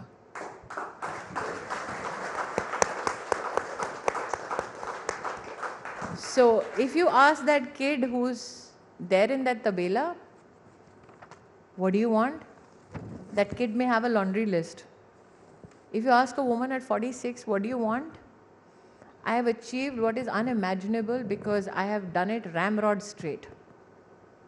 My spine never bent, never broke. The attitude never changed. There is a heavy cost to it, but I did it on my own terms. So today I'm grateful that I lived a life which is so fulfilling. Do I want to be greedy? No. I take life every day as it comes because every other day is nothing but an additional blessing. After defeating Rahul Gandhi in 2019, he had to move to Wayanad, you have spent 30 hours in Rahul Gandhi's constituency to review various... I think that's more than he spent. To review the progress of various central schemes. So everybody is wondering as to where you are heading. While continuing to be a member of Parliament of Amethi in 2024. I was just in another newsroom and they asked me whether I'm headed to Delhi. You are asking me whether I'm headed to Wayanad. I think what is good for me is that you think that Smriti Irani can retrofit anywhere. I went to Wayanad on an administrative assignment to look at the aspirational district work. The MP of Wayanad was invited to that meeting because it's the MP along with the district administration that needs to enforce many issues. Why the MP at that day chose to be in Kathmandu is for that MP to speak on. My trip to Wayanad got highlighted because the MP chose to be out of the country. The trip was not highlighted because of issues that should have been highlighted. It is a predominantly tribal area. And there was segment after segment of people living there who had challenges with housing facilities, with water, who had challenges with medical facilities. There were families after families who had agricultural needs which were not met by the administration. I speak about water. When I asked one of the officers how many tap connections are not available in families, what is the number of families that don't have it, he told me, and subject to correction to my notes, over 1,90,000 homes don't have taps there. And my second question to the officer was that question ever asked by the local MP? He said no. So I think that my intent, and when you draw a parallel with Rahul Gandhi, there is actually no parallel. One, I'm not a political prodigy. I'm a self-made woman. Second, I serve the constituency that has elected me to serve it. The intent there was to ask questions that should have been administratively asked and be assured of the response of the district administration and the state government. Just that. Everything I do in life is not about Rahul Gandhi. Okay, but we have seen BJP, your party, you know, you are the person who always takes center stage whenever it is issues related to Rahul Gandhi, and also something to do with Aam Aadmi Party recently, that is Mr. Satyendra Jain. You asked 10 questions to And Arvind the man Kejriwal. forgot. Uski yaddash chali gayi. Arvind Kejriwal, you asked him 10 उनकी नहीं, questions. शायद I have read in media reports कि आपने 10 सवाल किया और उनकी याददाश्त चली गई. So I was like, Yes, and you asked questions also after that when Rahul Gandhi has faced 3 rounds of questioning, 10 hours every day, and there will be more questioning again. So the opposition says that this is some kind of I love the targeting. underlining sympathy in your question about Rahul Gandhi's rounds of questioning. No, I'm saying that there will be another round of questioning that will happen on Monday, so there will be several I wouldn't know. I'm not from the ED. I just know this, that if any one of you were called for an investigation, could any one of you say, आज नहीं आ सकता, Monday आऊँगा? Anyone in this room?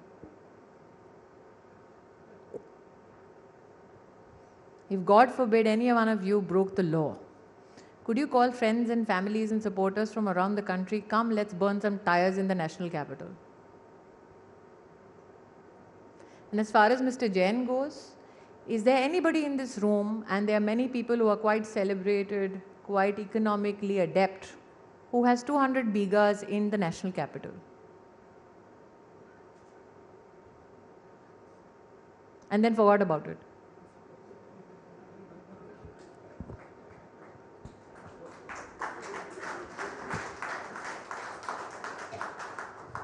Recently, there was two BJP leaders, Nupur Sharma and Naveen Jindal, they have been suspended from the party. We saw a lot of outrage. There were protests on the streets as well. How do you view these comments? I think for a society to be respectful to each other, we need to desist from 9 o'clock news provocations. That my party has made it stand clear that we respect everybody's religion. That also includes my religion. So my individual take on this is that, and you and I have been professional colleagues for years on end, and I come with a surname called Irani. So when I used to travel overseas, I was subject to special scrutiny because my surname is Irani. So I am of the opinion that mutual respect is the way forward. Mutual respect is the underlining foundation of how this country is to prosper. Operative word is mutual. And I also believe that while we are not only party spokespeople and representatives, we are first and foremost Indians. We need to recognize that respect for each other in discourse, no matter how competitive our politics gets, is the need of the hour. What will you be telling those who are protesting against Agnipath, the protests have turned violent. I have on record the Honorable Minister for Defence appealing to people to look at the policy, its merits. I have the Chief speaking about the merits of this. And forget the politics of it.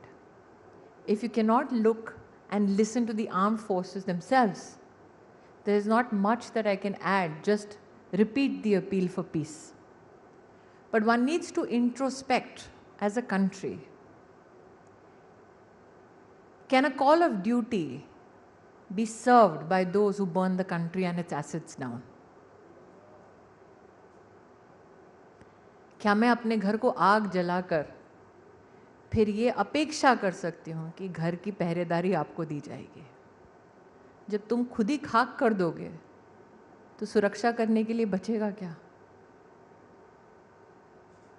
So for every challenge, there is a platform available for engagement, for discourse, for deliberation, for dialogue. For every myth that was propagated, and especially by those who are not available to their own constituents, who are busy burning tires outside the ED office. Their only desire is to see India burn. Their only desire is to have on their platforms men give call to arms and calls to assassinate the Prime Minister of India. जो आग लगा रहे हैं, जो माचिस हाथ में थमा रहे हैं, आप उनके भोग ना बने. The government has categorically cleared many myths and misconceptions about the scheme. And I would implore everybody to hear that in detail. And if you need more details, to engage and ask your public representative, because much has been said on this. But again, can the nation be secured by those who try to burn it down? On that note, I'm going to open the floor for questions. There are several hands now. Okay. Please go ahead, I'm Toya. gonna come right here. I'm going to try to not come back to the same person again. Let's go. Namaste, Smriti ji. It was wonderful listening to you speak about women empowerment today. I'm Zeba, and thank you for the opportunity. My question for you is, we have seen you contest from Chowk constituency in Lok Sabha election in the past. Will we see you contest in Delhi Assembly election as a Chief Minister of Delhi in the future? I, as one, will be ecstatic to see you in the future as that role. I So think you were looking for the word ecstatic and not aesthetic. My apologies, I'm an English teacher's daughter. But insofar as Delhi goes, Ziba, you will see me tomorrow evening at 7 o'clock do a public meeting for my candidate in the by-election. But you will see the BJP in power in the Delhi national capital. Thank you. I am going to... Wait, are you pointing at something? Okay, all right, we're going to come all the way back. 1 second. I'll give it to you. 1 second. Do you want to stand or you? Yeah, I'll stand. Can I take a Yeah, of course. Good evening, everybody. And Mantri Saab, your discussion was very insightful and very aspiring. Especially your personal journey is very motivational. My question to you is, you have been very successful in your entertainment industry. Now you've been very successful as a politician. Can we say Smriti Irani has a Midas touch? Or what is the secret of his success? You can see the glory, but you've never seen the exasperation. I think that I am blessed particularly because people rarely get to have one successful career in one field. I am a part of two of the toughest fields in this country, media and politics. Both these fields, you have to be an inherent hard worker and you have to have potential, otherwise you will never find your feet. The fact that I could equally compete with men and find a space for myself, I think is a great blessing. Many people talk about just hard work or good luck. It has to be divine intervention. Otherwise, like I gave an answer before, you can't come from a poor background. Be unapologetic about your ideology. Be uncompromising on your principles. Be a woman. and still make it in 2 fields. So that God has to be particularly kind, because there have been people who possibly can outdo me in hard work, outdo me in talent and capacity. So I just think that God has been particularly kind. Beg your pardon? So do you think the stars do count? I don't know about stars. May I know your name, sir? Pradeep Gupta. Pradeep ji, my mother does not have my time of birth. So no matter how many people think that I have some fantastic astrologer somewhere, I don't have a patri. Thank you, ma'am. Do we have There more were questions? questions. Yes. I'm going to hold the mic. Yeah. Ma'am, this was very, very interesting what you have said. I am adding to the question what the gentleman has spoken just now. If you get a chance after 2 years or 1 year, will you come back to the stardom entertainment industry? We would like to see you in some of the roles. And your opinion is that politics is not entertaining? No.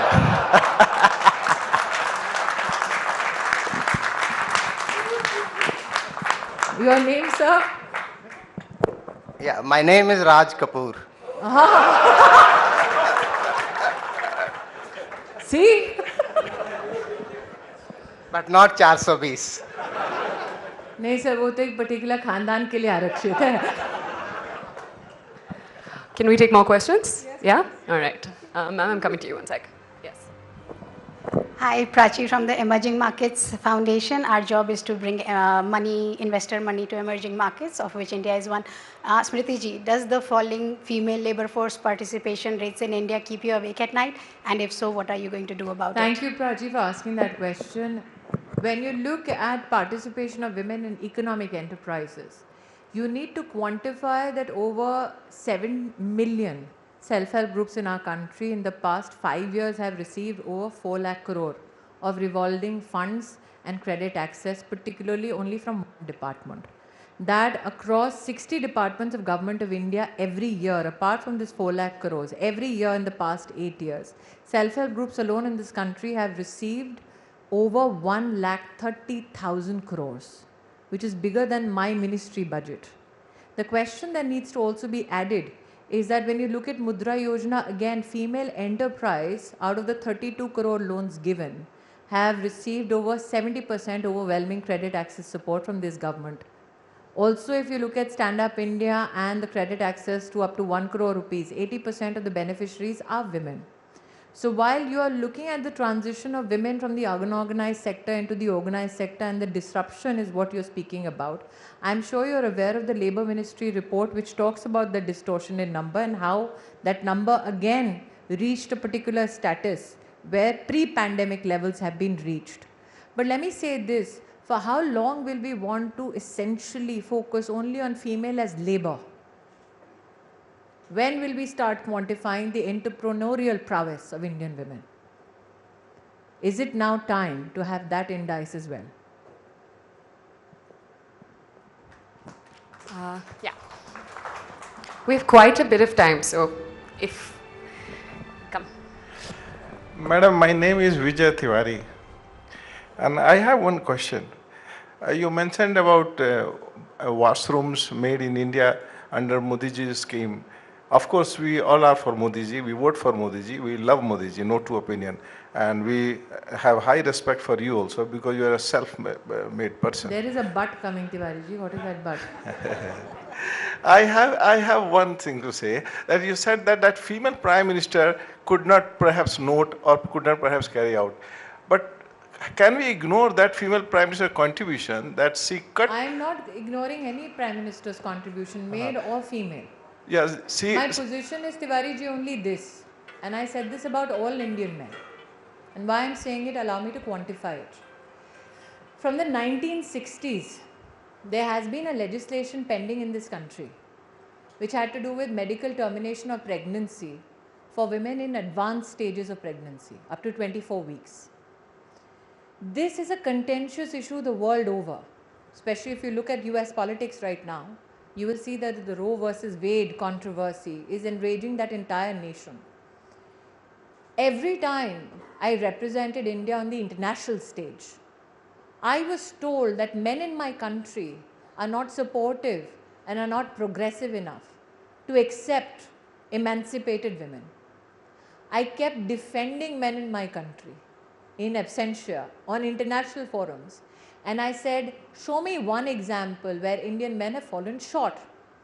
And why this controversy raged internationally is because of crime against women numbers, which became a source of much debate in our country. There was a whole movement internationally done about Indian men, as though every Indian man is criminal in intent when it comes to Indian women. And I have fought that perception about Indian men for a decade and a half now, internationally. And today, as an administrator, what gives me greater pride is the fact that a legislation that has been pending for 4 decades of medical termination of pregnancy at 24 weeks was passed unanimously by Parliament, and not a single Indian man opposed it. So now when I go onto the world stage, I say those who have been painting Indian men as though they are the enemy of women in my country need to know that yes, issues of law and order are a challenge, but we are now a country progressively meeting those challenges. As an administration, we are providing for infrastructure to meet that challenge. But let's stop painting my country as though everybody in my country belongs to the Dark Ages. That was my limited point. We'll take 2 more questions, Toya. Yeah, all right. I was take one to him again also. Toya, last tables? Yeah, yes. I'm going to go all the way here.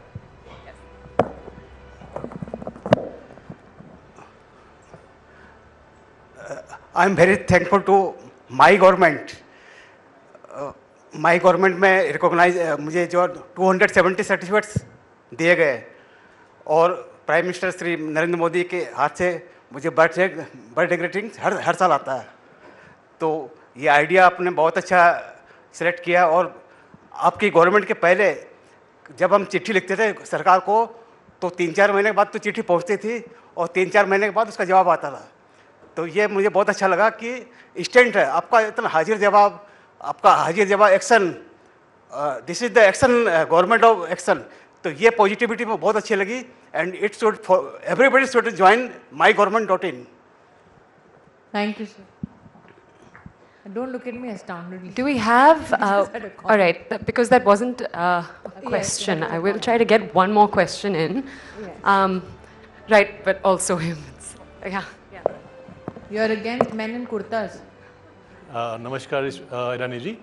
Myself is Amit from Million Minds. I have one problem and the suggestion as well. Government has, invested huge resources in last 7-8 years on the Skill India.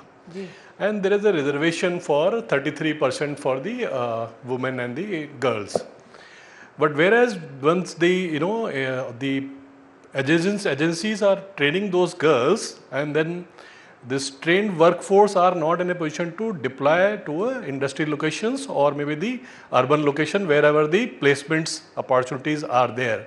And the reason for is largely there is a compliance issues mainly for the MSMEs and the smaller mid-sized organizations कि अगर आपको women employment देना है तो there has to be a different compliances, separate toilet and all those things. तो मतलब महिलाएं अगर अपना उनका टॉयलेट ना हो वर्क लोकेशन पे नहीं होना चाहिए. होना चाहिए. हाँ, तो वो compliance अगर वो नहीं करते हैं follow तो फिर हाँ, तो they prefer to hire the boys and the men. So you are telling me that companies prefer not to build a toilet separately for women? Correct. That is one. Second, one way we have done the empowerment and some this increasing the pregnancy leave. The lady who was asking me questions about why the labor force participation is low, maybe you're answering that question?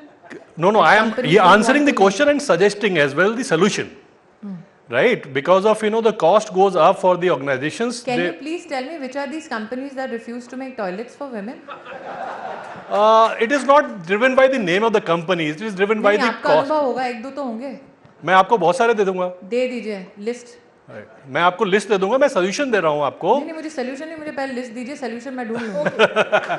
आप audit करा दीजिए सारे MSMEs का, आप large organisation का audit करा दीजिए। जी, आपने कहा ना कि कोई कंपनी ऐसी है हिंदुस्तान में जो कहती है औरत को मर्द के टॉयलेट में जाना चाहिए और औरतों के लिए अलग से टॉयलेट नहीं बनाना चाहती, वो कौन सी कंपनी, उसके नाम? नहीं, ऐसा नहीं कहते मैम, वो अपनी कॉस्ट ड्राइव करने के पॉइंट ऑफ व्यू से कौन है वो मेरे को लिस्ट दे दीजिए सर। मैं ठीक है, आप मुझे दे दीजिए। मेरा सजेशन अगर आप सुनना, आई एम श्योर कि मारिया भी वहाँ पे इन्वेस्टिगेटिव रिपोर्टर भेजना चाहिए, मैं भी लेबर मिनिस्ट्री से किसी को बोलना चाहूंगी। हाँ, मेरा एक सजेशन है। Thank you so much, thank you. Amit ji दे दीजिएगा लिस्ट, आप चिंता ना करें, मैं नहीं भूलूंगी। Okay, alright, thank you very much. Million minds, thank you. या हाँ, We are done with time. Yes, so, I think so much. Ma'am, your final thoughts. I need to build that toilet. I think that the fact that you have today some of the best minds in this room, and one gentleman can get up and say, well, you can skill women. Yes.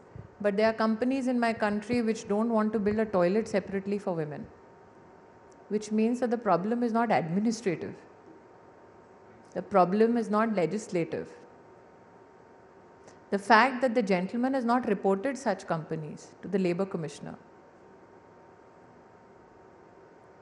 So, like I said, there are challenges which will come as long as you are dedicated to the solutions. What is India capable of? When the pandemic struck in 2020 February, I was in textiles then. We did a count of how many PPE suits did India have. Our yearly consumption was 55,000 and all of it was imported. WHO gave us the standards for building PPE suits on the last day of February 2020. I distinctly remember that we did not have a single machine. We did not have raw material. International borders were shutting down. A colleague of mine, and very distinguished so, has joined you in the audience, Jaishankar ji. I remember calling him and telling him, I have 30 machines. International borders are shutting down. We need to fly them in from Japan. Can you help? He said, give me the location, tell me where the machines are, I will get them. I remember Hardeep Puri was aviation minister. I called him and I said, can you give us a flight? He said, absolutely. I called up somebody to say, can you donate money because I can't give money as government. They gave their CSR funds. We were 60 of us, Maria, when everything was shutting down. 60 of us where the minister's room was uprooted into a command center. We had the entire apparel industry come together and we sat cracking our heads as to कैसे हम PPE suit अपने देश में बनाएंगे. We had a lady in Phagwada who said, I think I have the raw material, I don't know how to seal it. I called the lady at 11:30 at night and I said, can we test what you have? The lady said, test तो कर लोगे लेकिन सब बंद है. How do I take it because the lab is in Coimbatore? We called the police and the local DM, they took the sample, we sent it to Coimbatore, tested it, and everybody in the country who could possibly manufacture it knew it in the next 48 hours that this is where the raw material is. How do you seal it? We called DRDO. DRDO said, okay, we will tell you how to seal the whole thing. And we said, we only have one lab, can you help us turn around labs? They turned around 11 labs in the country in 15 days. Why am I telling you this? Because a country which could never manufacture PPE suits, in lockdown manufactured domestically and became the second largest exporter in the world.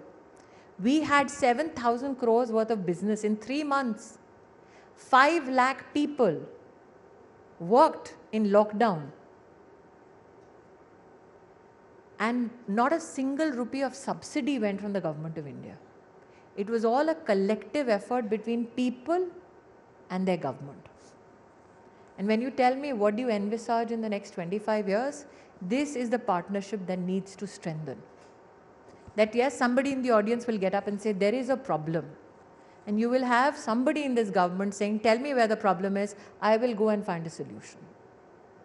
So, does not matter if you're a man, woman, other gender, child, you can be assured that while you sleep at night, your government is awake looking for solutions so that you can have a better day tomorrow. Thank you so much. On that note, Smriti Irani, always a pleasure to speak to you, ma'am. Thank you for coming on our platform and addressing the audience. Thank you so much. I'd like to thank the Honorable Minister and Maria, but I'll request both of you to please stay on stage. I would also take this opportunity to invite Smriti Mehra, CEO Business Cluster Broadcast, to also join us on stage and pass on a memento to the Honorable Minister. Please. Huge round of applause, please.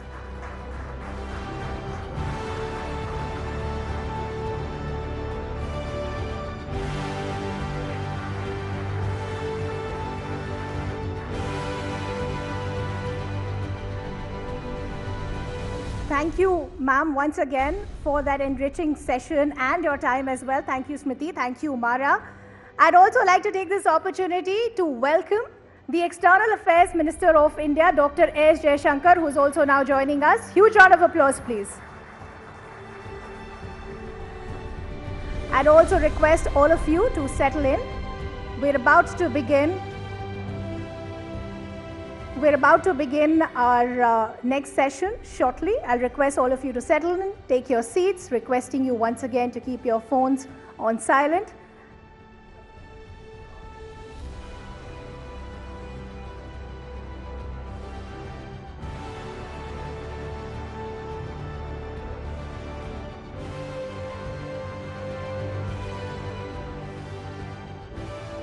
I'd like to thank the Honorable Minister once again for his time.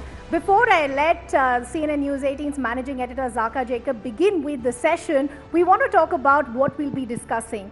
How India has positioned itself on the World Forum. Today's India is not shy to call a spade a spade. World leaders see Prime Minister Modi not only as a friend and an ally, but they also look up to India for lessons. With an aggressive dragon at the line of actual control and a notorious Pakistan at the LOC, India has managed to keep national security as its top focus. And the man who's been the face of this change has been the External Affairs Minister, Dr. S. Jaishankar. Let's take a look at this AV. He has taken on prevarications from the West. You know, somewhere Europe has to grow out of the mindset that Europe's problems are the world's problems, but the world's problems are not Europe's problems. That if it is you, it's yours, if it is me, it's ours. Threats and arm twisting on buying oil from Russia. I suspect, looking at the figures, probably our total purchases for the month would be less than what Europe does in an afternoon. And has even dared to show America a mirror. We also have views on other people's human rights situation, including that of the United States. I had the honor of accompanying him. When it comes to showing the world the face of a brave new India, there's nobody better than Dr. S. Jaishankar. The year was 2015. Dr. Jaishankar was just 2 days away from retirement when he received the news of his appointment as India's Foreign Secretary. 4 years later, he made history I, Subramaniam Jaishankar, by being the first Foreign Secretary ever to become the Minister of External Affairs and assume a political assignment without ever being a part of active politics. In fact, he was elected from Narendra Modi's home state of Gujarat only after he was chosen as the Minister of External Affairs. It's really a great pleasure. Fitting, as Dr. Jaishankar's rapid ascendance has mirrored that of the Modi government in putting forward the bold and fearless side of a new India. Just like the Prime Minister, the External Affairs Minister too doesn't shy away from calling a spade a spade. One country would do terrorism, but if the other country responds, then it's called danger of war. It is this fearlessness of Dr. Jaishankar that makes him the best choice to be the Foreign Minister of a true visionary. Like PM Narendra Modi. Sir, could I request you to chair a little bit. Ladies and gentlemen, we have the pleasure of hosting the Honorable External Affairs Minister, Dr. S. Jaishankar. Dr. Jaishankar, thank you very much for being part of the inaugural edition of the CNN News 18 Town Hall. You've been a career diplomat for 40 years as ambassador, as joint secretary, foreign secretary, and then now, of course, as External Affairs Minister. How has that journey been from aiding and advising governments on foreign policy matters to now actually being in the hot seat? How has the transition been? Well, look, first of all, I want to say that wasn't me. Because you picked all the moments of the provocative moments, the viral videos. Yeah, I'm a nice guy. I speak in low-key tones most of the time and reason with people. And but now you've become a viral sensation. So I, want to temper it down a bit. But coming to your question, look, for me, of course, being selected to be a minister in the Union Cabinet was something which was extraordinary. It was not something I could have even dreamt of. Honestly, it's obviously as someone who didn't have a political background. The nearest I did politics was in my student union days, which was a long time ago. It was a journey with a very steep learning curve. But I had very good colleagues around me. You can see one sitting in front, from whom, I learned a lot. You sort of,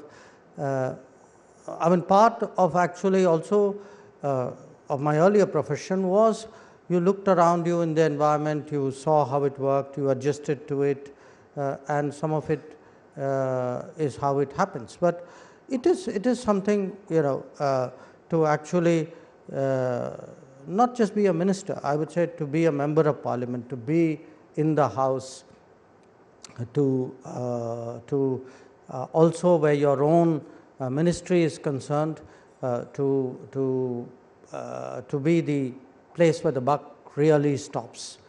Because even, a secretary, even a very good secretary, at the end of the day is an exceptional COO. So if you were to look at the ministry in an enterprise-like fashion, the minister is the CEO, and the minister's responsibilities are always much more, and that is a jump, and it is something which you have to sort of adjust to.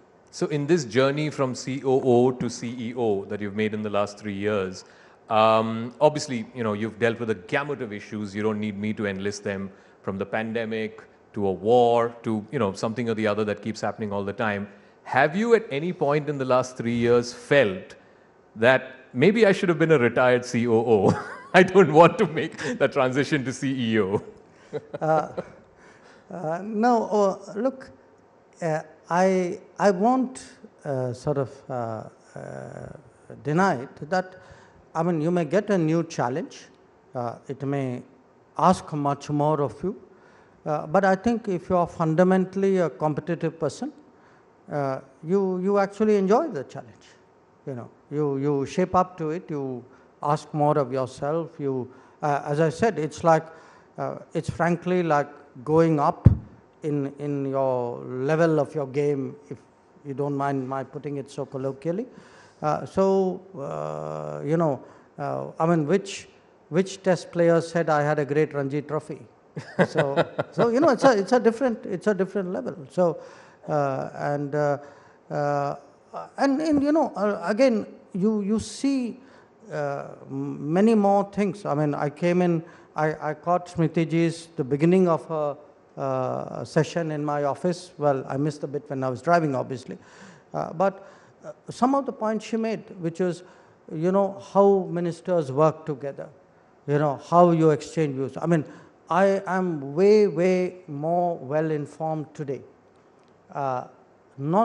Simply sitting in a council of ministers, listening to issues, listening to challenges where all the ministers or a group of ministers need to come to work together. It takes you to a very different level. There is this very middle class saying that Rajniti gandi hoti hai, अच्छे बच्चे राजनीति पे नहीं आते हैं and all that. and you're from a nice South Indian family, you know, the son of a legendary policy maker. When you got that call, what was going through your mind? What did you tell your family? What did your family tell you? No, I think the family bit will leave out. Okay. But what went through your mind? No, look, I mean, honestly, I mean, for me it was a huge surprise. But I mean, when the Prime Minister of India, you know, even thinks that you could be worthy of such a responsibility, I mean, it's something you are really almost shocked by. So and I mean, you're right that, you know, there are a lot of, I mean, as I said, I'm not from a political background at all, but I think there's a, and I say this to people when I today talk to them when I travel around the country. You know, we have this sense that in a certain class, I mean, forgive my being now very blunt about it, that somehow, you know, politics, other people do it. I mean, you put it in your way.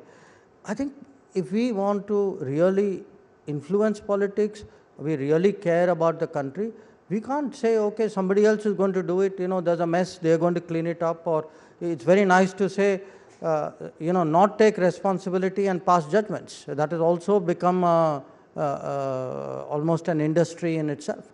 So there are difficult challenges, and I think people need to own up to it. I think even people of a middle class or professional background today must take interest, must come forward, must, and I mean, they don't have to necessarily be a minister or an MP or an MLA, but the idea that you want politics to be at an arm's length, but you want all the good things which come out of it. You want all your interests to be fixed in it, but yet you feel, oh, I'm different. I think that kind of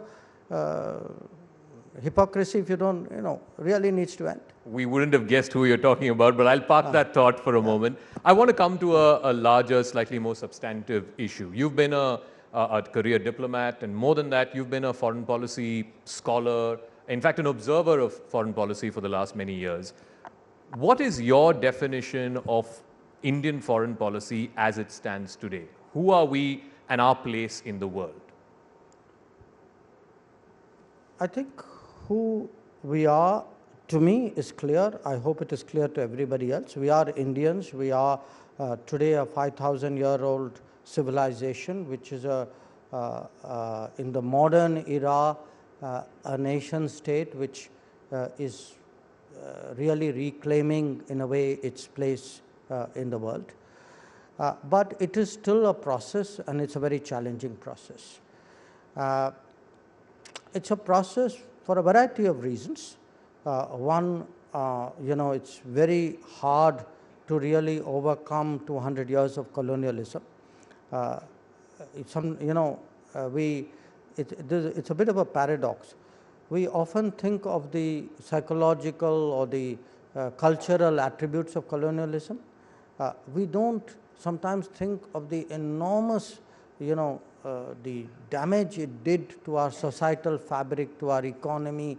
I mean, the levels of poverty, I mean, that kind of almost association with poverty which you saw in the 1950s and 60s was the direct result of colonialism. So to fight your way back and to go up the ladder is something which takes a very long time.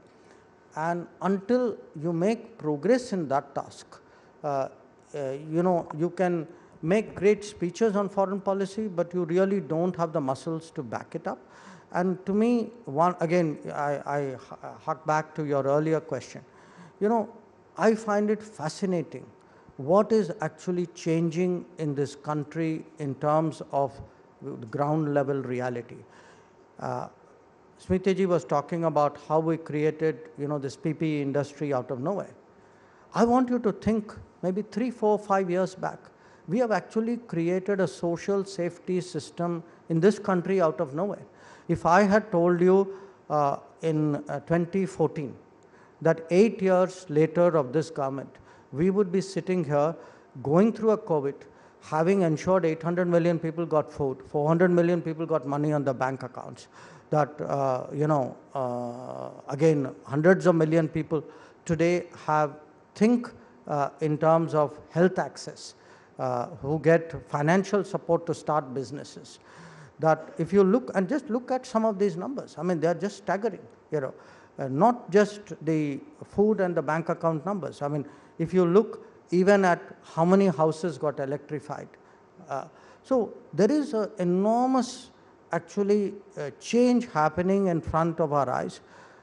That class which you spoke about, I think is not entirely cognizant of it, because most of us, I mean, and I'm not, it's not a condescending remark. I mean, I would ask myself, how much time did I in my life actually get out of cities and travel around in India? And I think one of the things which politicians do is actually they have a much better feel for the state of the country, because they actually go out there and see what it is for real. So one part of it is the country is changing, the society is changing. I think we are really gearing up to a completely new phase. But in this period, we are, just think next even 5 years, 8 years ahead. I'm not even talking 25 years. We will be the most populous country, #1 in the world. In fact, if partition had not happened, we would have always been #1 in the world. We would be among 3rd or 4th largest economy even by nominal terms. We are a nuclear weapon power. Our capabilities, look at it in maritime, look at it in economic terms, technology terms, are growing by the day. Our businesses are growing. Our media is growing. We have, I mean, if you look at today the big debates, even in foreign policy, it does matter to the world. One of the issues, I've just had 9 ASEAN foreign ministers or their representatives visit me. Where India stands does matter to them. They take the cues from that. So we need to ask ourselves, what am I? What is my weight? What is my worth? Where am I going? What will be my place in the world? And the simplest answer I can say is we must develop, nurture and polish that sense of independence, that sense of self-confidence, and which will mean moments like you showed out there, but we have to stand up for ourselves, we have to stand up for our interests, we must have clarity. And I think one of the, honestly, the attributes, or I would say the personality traits of this Prime Minister, which is why, when you kind of got the call, you would not hesitate, is you look at someone and say, okay, that's the kind of person who will, take us on that trajectory. So the reason I asked about where does Indian foreign policy, or how would you define Indian foreign policy as it stands today, through much of the 50s and 60s, it was defined as non-alignment. And then we had this period called strategic autonomy. And then there was multipolarity. Now I think many people in this audience and people who are watching you across the world, what they want to know is, where are we? Are we in the US camp? Are we in the Russian camp? Are we in our own camp? We are not perhaps at a stage where we can say we have our own camp. But as I said, a lot of countries take their cues. I see this every day. For example, in the UN, we are a member of the Security Council. There are almost daily issues which come up before us. Many of these issues go into the General Assembly. So a lot of countries do ask you, so saying, what are you going to do? What's your vote like? What are you going to say? But I would say our influence is growing, but I would say we are quite far from where you can say we would have our camp in the way in which, say, the US has a camp. Maybe the world will be very different and there will be no need to have a camp, I don't know. But where, other powers are concerned, and many of them in terms of capability and influence are more powerful than us, we must accept that. We will have on many issues, there will be countries with whom we would agree, we would have common interests on many issues. There will be some where it will be deeper, there will be some it will be less, there will be some where we will have virtually no similarity of interest, there will be very sharp contradiction. So you will get a spectrum. But the reason why I said it's very important for us to be independent and self-confident is if we want to get the best out of the world for India, we must have that ability to look at a situation, look at it very clinically, assess our interests, pick our course of action. Now, it will not be constant. There will be issues, where I may agree with country X or a group Y more than I would others. So, it will in some senses appear inconsistent, but inconsistency in that is a subset of independence there. And I think we should not allow that mind game to be played that somewhere you are an outlier, you are not in sync with the world, etc. That's very hegemonic. That's like saying if you're not with us, you're against us. No, you are sort of out of the mainstream. I don't think people are necessarily saying today on some issues, the pressure is not for us or against us. The pressure is, you really should be with us because you're missing out on something, it's not, it's not right, or there are very nuanced ways of developing that argument. So one of those issues which we have confronted recently is the war in Ukraine, and clearly India has taken a slightly nuanced position compared to even, let's say, some of the other members of the Quad. Is there better understanding of India's nuanced position on this war today than there was, let's say, 3 months ago when the war began? Yes, I think there is. In part because we have also made a big effort at putting our viewpoint across. And it is a different position because, let's be clear, India's history with Russia is different from, since you use Quad, from America's history or Japan's history or Australia's history. So it cannot be, if we have different histories and to a great measure different interests on this matter, that we will have identical positions. But we have always been clear that everybody, all members of the Quad don't have identical positions on everything. I mean, if it was indeed identical positions, I could ask the other three, why are your positions on Pakistan not exactly the same as mine? So it can't be that, on Pakistan everybody has a lowest, has a degree of convergence, but on one other issue we must all agree totally. So, the governments get it. Look, you've seen even in recent days, you had somebody very serious in the United States saying, look, we take a long view of our relationship with India. Now, I will tell you, I take a very long view of my relationship with the United States and the relationship with Japan and Australia as well. So, I know that there will be issues on which, could be trade issues, could be developmental issues, climate change issues. I may not wholly agree, but we are today in a much more flexible, pragmatic, I would say, kind of get on with it world where you look for people with whom at a very basic level your interests match, you have a common agenda. Sometimes that agenda can be, like say in the Quad, very Indo-Pacific centered. It doesn't automatically extrapolate into something else, and then you work with it. So one of the things that you had said recently, and I said this earlier as well, you've become a bit of a viral sensation. And I want you to elaborate a little more in substantive terms, because I think it encompasses what the world is going through, how the world is viewing India, and more importantly, how India is viewing the world. When you said at the Bratislava Forum recently that Europe must get out of this mindset that Europe's problems are the world's problems, but the world's problems are not Europe's problems. And you gave the example of what happened in Afghanistan just last year. At that time, nobody was shouting from the rooftop saying, why is Europe not taking a position? So do you feel, I wouldn't call it double standards, but there seems to be a mismatch that some of the problems that are happening far away, Indo-Pacific, they don't take a stance, but they expect India to take a stance that is happening on their continent? No, you're being a bit harsh here. I'm being harsh. Yes. No, I'll tell you why. It's not so much double standards, because at the end of the day, whether people or countries admit it, everybody looks at the world from their perspective. So there's a inherent selfishness in the way we look at the world.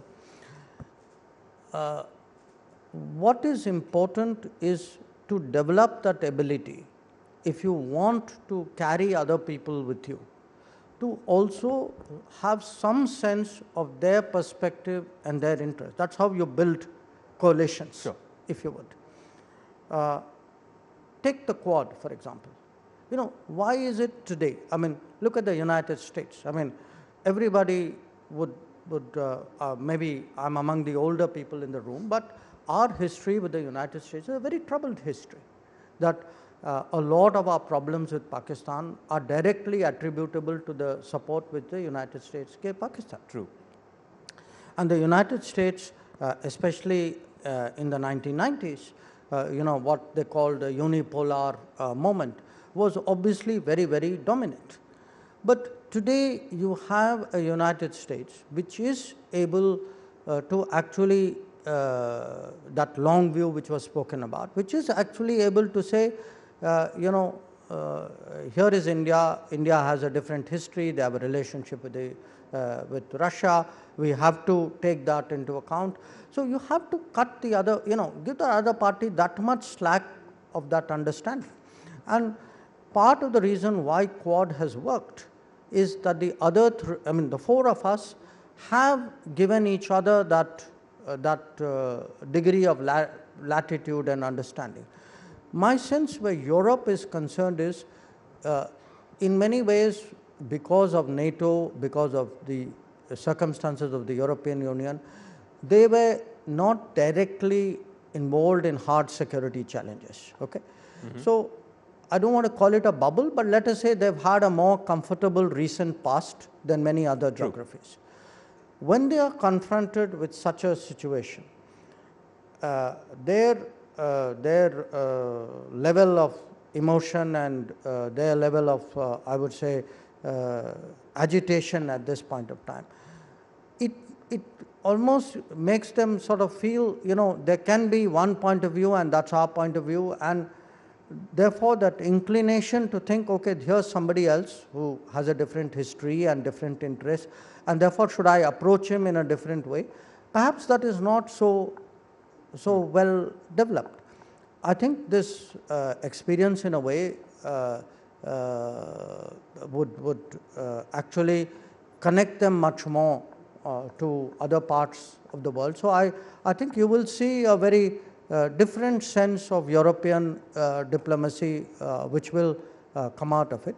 I do remember for a lot of other challenges in other parts of the world, Europe actually took the more sanguine view, took the more, you know, minimalistic view. I mean, even if you were to look at Afghanistan, I mean, a large part of the concerns was about migration. Yeah.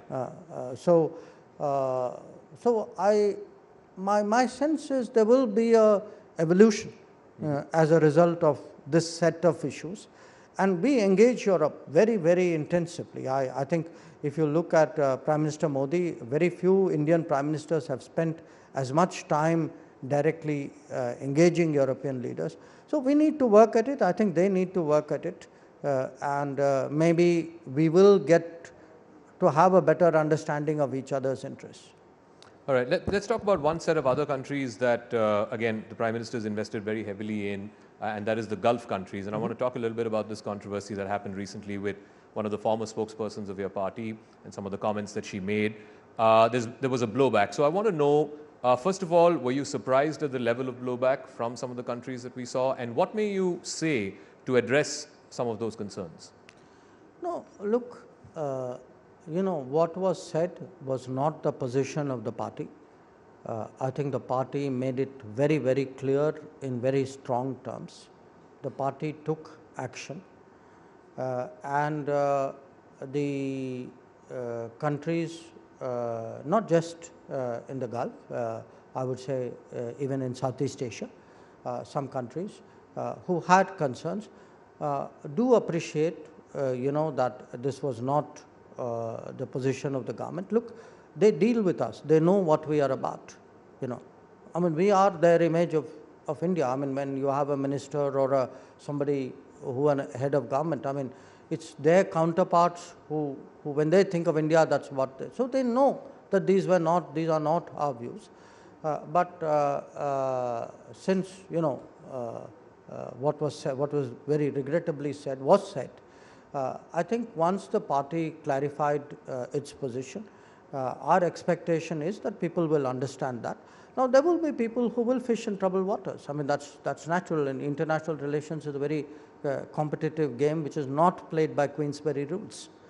So there will be people who will try and get the most of it. I think we need to engage, we need to put across our point of view. I think we are doing it. I would suggest to you that even in the last few days, you can see that people do understand you know, what is the true picture in India. One of the concerns thereof from that controversy was, and some people were asking about this as well, is, you know, why should India, democracy, 1 billion plus people, we've had elections regularly every 5 years, why should we be told, or why should we be lectured by countries whose record on any issue, whether it's democracy, human rights, etc., is far worse than India's, or not a patch on India's? How may you want to address that? I don't see it that way. I don't see it that way, and I mean, don't get me wrong. I mean, I'm also a little sensitive to being lectured, as you saw, but I would not take this issue as a lecture. Okay. I think this was an issue where you know, the sensibilities and the sensitivities of people were impacted. So they were articulating that. So I don't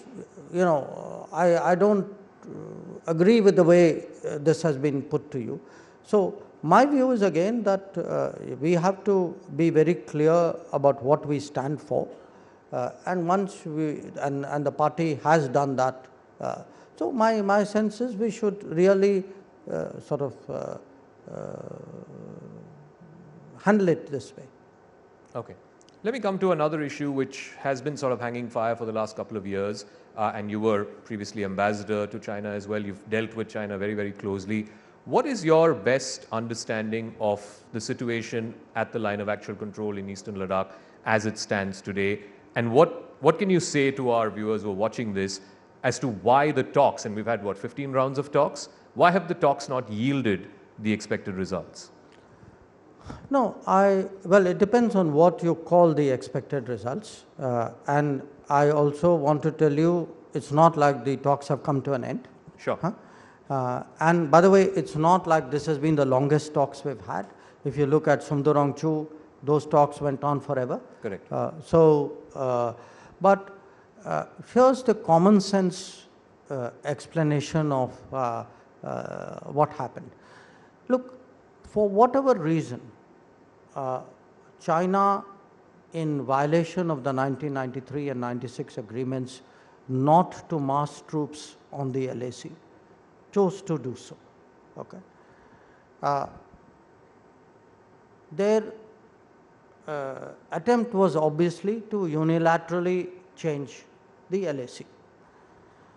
Now, we are not prepared to put up with it. So even though we were in the midst of COVID at that time, through an enormous logistical effort, which I think sometimes has not been adequately recognized by people, by analysts, even in our politics in this country, by an enormous logistical effort, we were actually able to counter them at the LAC. Now, again, some people have a simplistic idea as though there's a line and therefore you're on either side of the line. The reality is the troops are in depth areas and they do patrolling. That's why you have all these terms which you've become familiar with, PP, patrolling point something. You don't typically deploy at the patrolling point. It's a patrolling point. You go there and see it. Now, what has happened as a result of this is, because they had forward deployments, which were new deployments, and we counter-deployed, we also had forward deployments.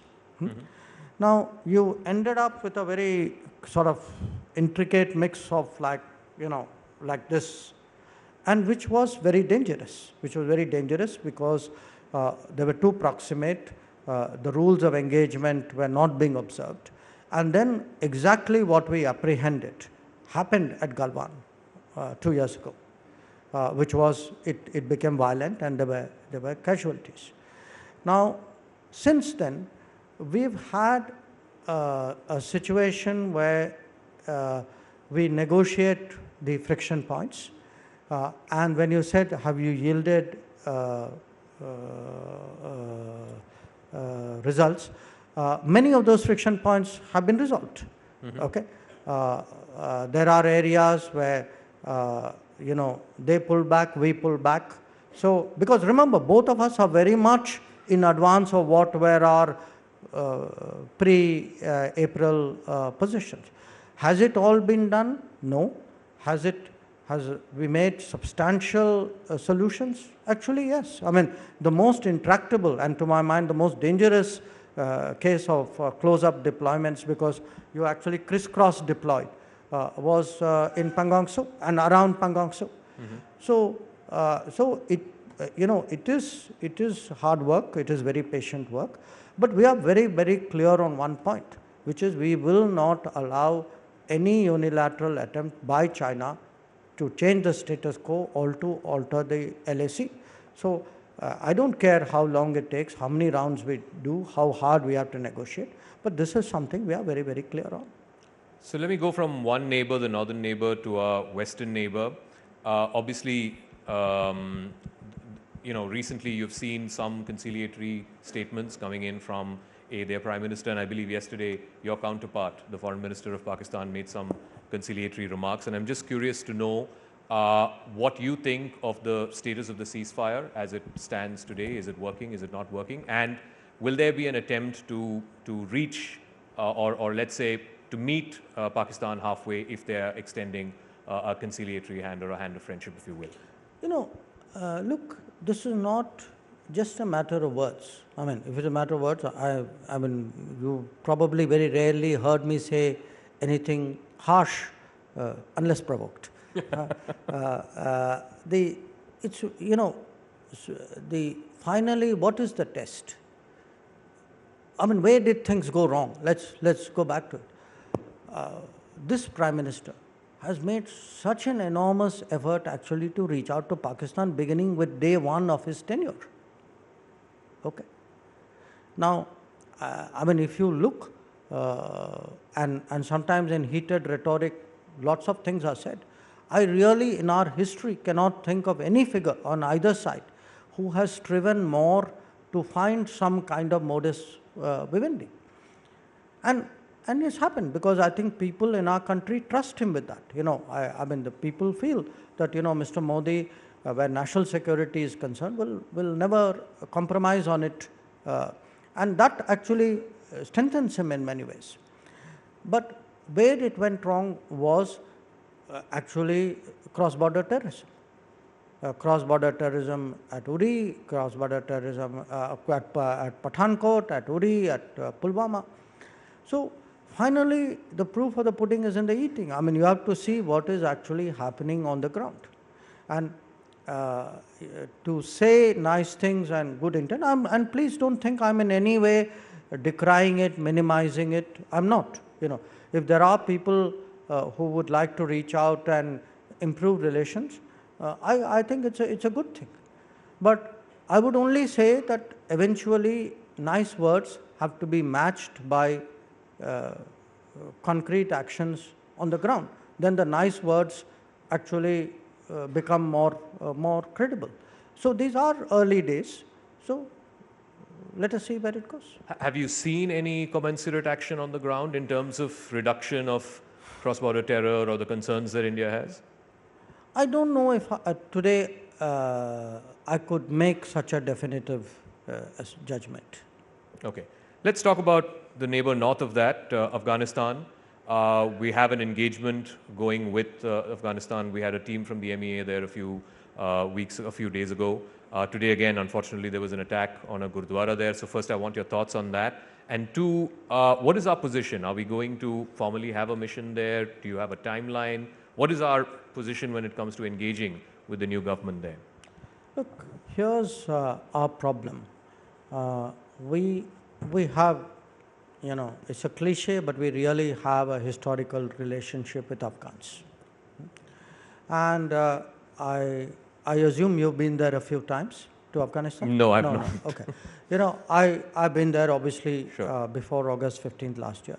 And I can genuinely tell you, there are very few places I've been to in the world where popular sentiment, I mean, if you went to Kabul or Herat or something, where actually popular sentiment is so positive on India. And you know, they had a range of leaders and so on who would quarrel with each other, but on one issue, everybody was united, which was India. Now, over these years, we have done a huge range of development projects. We've really contributed to all the good things that happened in this period. You know, other countries also did a lot of good, but often because they had both military and developmental responsibilities, often the goodwill of one was negated by the other. In our case, it is actually unmixed goodwill. So if you talk to people, you know, we are the country who brought a pediatric hospital to Kabul, who brought electricity to Kabul, who created clinics, who built their road which goes around. So if you look pretty much at any any part of civil society, teachers, doctors, artists, military people, police people, administrators, tax people, everybody has been to India, dealt with India, benefited from India. So there's an enormous constituency out there. Now, at this moment, because of what happened last year, they're having a food problem. They're having a medicine problem. They're having a COVID problem. And they are going to increasingly slide into really maintaining civil society problem. Now, here's our dilemma. Do we then just throw up our hands and say, well, things went in the wrong direction and therefore we are no longer going to do anything? Or do you actually say, okay, I will take sort of the bigger picture, there's a humanitarian issue out there, and let me see from a kind of a long-term perspective, I find ways of helping Afghan society. So we are trying to work our way through that dilemma. And the reason why we sent a team was really to understand, as you know, we've been sending food. We are one of the biggest suppliers of medicines. Our team actually went to the hospital there, the Indira Gandhi Hospital, which is one of the main hospitals there. We've been the main provider of vaccines. So we looked at it, and I think we are grappling with this view that, you know, how do we actually find a way of helping Afghan society through what is obviously very complicated and very difficult time. So beyond that, at this time, I really don't have any answers that I can share with you. But no timelines on if we want to establish a mission there, if we want to have some form of engagement there? Well, look, if I were to do something about it, you will see it on breaking news. I was hoping I could get some from you tonight. No, look, you know, it's not something which you are going to debate in public. I mean, if we reach that point, we will do it, because we will do it only for this reason, that at the end of the day, you know, it will be a human. You know, for me, that having a mission or not, I mean, we have a mission. It's the Indian spirit. My concern is more what do we do in concrete ways to help the Afghan people. There are many ways of doing it. I must also add there. Okay. Let's come to another neighbor, and a neighbor that you're very, very fond of, have great affection for, which is also going through a bit of an economic crisis, Sri Lanka. We know the assistance that India has extended to the Sri Lankan side. But what is your best understanding, sir, of how soon the crisis there can be assuaged, and what is it that India can do more, if at all there is, to address the concerns in that country? I don't have really a good fix on the timelines and so on, because I think it's really a very deep problem, and I think they are still sort of working their way through it. My understanding is that they have to engage the IMF. There will be discussions with them. There will be policy recommendations which will be made. Often those are not easy recommendations for any country. Once upon a time we had to go through something like that. Pakistan is grappling with something similar. So it's very hard sitting outside without a full visibility of their problems to pass a judgment. But the fact is that this is our nearest neighbor, or it's among our nearest neighbors. A lot of the land neighbors are there as well. And when you see them in such dire straits, obviously we'll have to step out and do what we can. And in some ways it's also, to my mind, a level up for us. In the past, we've responded to to situations. It could be like a first responder HADR situation. We sent a peacekeeping force to Sri Lanka. Where Bangladesh was concerned, we sent the military in. But we've never really done a big economic support program bilaterally for another country in distress. So it's been something, it's taken up a lot of our time and attention. But Prime Minister was very clear that in many ways this is a very big test of our neighborhood first policy. So if you can see the international response, I would say, we stand out as a country which has really done what it could. But my worry is that a lot of the big concerns are still ahead of us. One final question from my end, and then a couple of questions from the audience. So as you outlined, a lot has changed in India's foreign policy in the last 8 years. India's view today is something that many countries far bigger than us, far more influential than us, they want to know what is India's position on many multilateral issues and so on. And yet, Minister, why is there this perception, particularly in the Western press, that India has become illiberal? One newspaper called India an elected autocracy. And what may you say to address that perception? See, these are the kinds of questions which lead to those kinds of tips. I saved it for the last. You have to give me that much. So, I have my definition of electoral autocracy. When there are elections in a country and they give you results you don't like, you call them electoral autocracy. So, the point is that you have, a lot of our political arguments today in this world are no longer national. They are global. Other people wade into our conversations, and perforce we are drawn into theirs as well. If you look, since you mentioned the international press, reflect on the international press in the last 8 years. They have taken positions on our elections. They have actually, some of them, very reputed magazines have actually said that people of India should vote in a certain direction for a certain political party. So it's not like they are non-partisan. And if you read some of these reports, some of these reports are so riddled with basic errors that you would sort of wonder, saying, where do these guys, what kind of even interns do they employ? There are some I've seen a report which suggested, because the former Chief Justice Ranjan Gogoi entered Parliament, as though in some way it was a reflection on the independence of the judiciary. Now, anybody would have told you that there were previous Chief Justices or previous Justices of the Supreme Court who had done it. So, same thing, I've seen comments made about our election commission. Now, look, I mean, we may disagree about everything in this room, but let's face it, the one thing, one thing which none of us doubts is when you go there to vote, and when that outcome comes out, none of us doubts it. I mean, the most disenchanted Indian accepts that.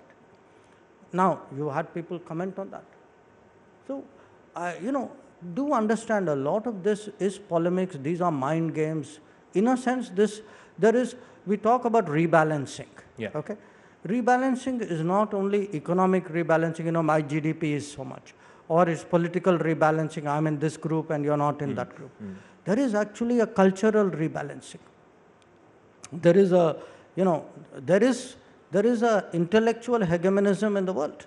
And when the world changes, the old hegemonic order has a serious problem with it, within the country, by the way, and also outside the country. All right. I'll throw it open to the audience now. My colleague Toya is there. We'll take a couple of questions. Yeah, I'm actually going to start here. So I'm going to come to you. 1 second. Okay. Coming to you. Yeah. Good evening, Mr. Minister. I am Rajesh Arya, retired from Indian Army as a Major General. Sir, first of all, I would take 5 seconds to salute you and the MEA on our stand on Russo-Ukraine war. I don't think I've seen in my 65 years of life our government taking such tough stand ever in an international forum. I had a question for you in my mind, sir. You have already answered to Zaka, so I have a little extension to that. We are hamstrung between the two tough neighbors no other country has in the world. We have had wars with both the land neighbors, big neighbors, China and Pakistan. My question is for Indo-Pakistan relations. 75 years of border dispute with Pakistan, 30 years of terrorism, government's ineffective there, military strong there, nothing is finding any improvement despite all our efforts by the various governments. And wars are not the answers. It's only we have to sit together and talk and put sense if required in somebody's mind, which is not obvious. We can have number of balakos and all that. Where do you see Indo-Pak relations in next, say, 5-10 years? How do we see, I mean, so many generations have gone through this. Where do we see this relations? Thank you, sir. You want me to go question by question? Yeah, question by question. Well, look, I'm completely with you. I don't have any difference about the need, for us to get along with neighbors and for India and Pakistan to get along. The issue is not coming to the table. The issue is in what manner are you coming to the table? You were invited to this meeting. Okay, you came happily in your best clothes. I could have also gone to your house, put a gun to your head and brought you to this table. So my problem is, if a neighbor says, I'm going to do cross-border terrorism and that will bring you to the table, I have a problem coming to the table. So what I would hope, and I'm a very, very optimistic person, if anybody in diplomacy and anybody in politics has to be optimistic, because we have to believe there's a better world, otherwise we won't be working towards it. So look, one day I am convinced that the people of this region will say enough with this. I know that in my heart of hearts. I'm waiting for that day. I'm working towards that day. But I know that it's not easy because there are very deep vested interests which have developed, which has taken them on the course on which they have gone. So, and it is important for us to have the fortitude and the confidence that we need to wait our time, keep reasoning with them, keep engaging them, but not be brought to the table in a manner in which it is not in our interest. And that is the policy of this government actually on terrorism, that we will not be brought to talks using the instrument of terrorism. Thank you. Go ahead. Thank you. I request the audience members to keep the questions brief and pointed. Good evening, sir. Tushar Gupta, Swarajya Magazine. The Quad is coming together, and rightfully so. So my question is if tomorrow China gets very aggressive on Taiwan, what would our stand be within the Quad as an independent nation with interest in the Indo-Pacific and also on the side of supply chains? Perhaps that's a more economic question, but Taiwan is important when it comes to, say, chips and semiconductors. So what would India's position be? That's all. Thank you. The standard answer in my business is we don't answer hypothetical questions. So, but what I do want to say is that Quad really, I mean, if you look at Quad and the messaging of Quad and the activities of Quad, it is meant to ensure stability and security. It is meant to create reliable and resilient supply chains. It is really, in a way, I think a very stabilizing factor in an evolving world. So you can draw the conclusions from that. Last couple of questions. Yeah, if we could take a question on, so I've come to you before. All right, we're going to come to you, sir. Namaskar, Mr. Honorable Minister. I'm Kim from the Korean Culture Center of South Korean Embassy, media in charge. My question is, we can say India rising of the whole world in the field, international field. Everybody want to make a relationship with India. Even superpowers, Russia and US also sending continuously their love call to us, this big country. Then what can be the reason? I can see the clear difference before the Modi's government and after the Modi's government. Clearly, big differences there. So what can be this reason? India become the superpower who want to be friends from any other country today.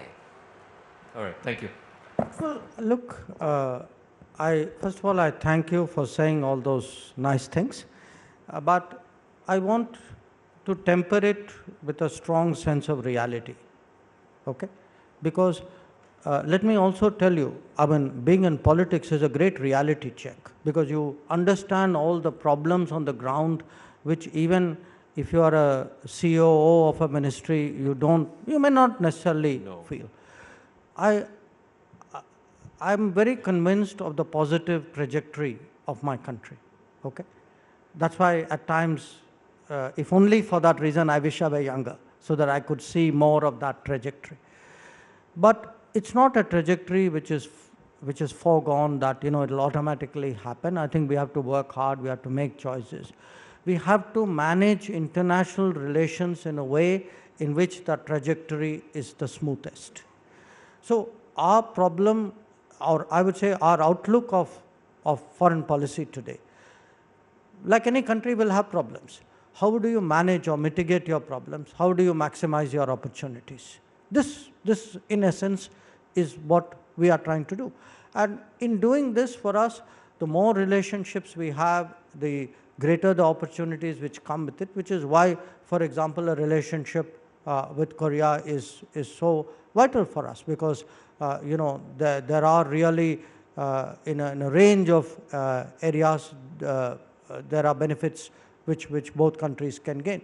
So, this how do you actually walk that or fly that trajectory in the most optimal way?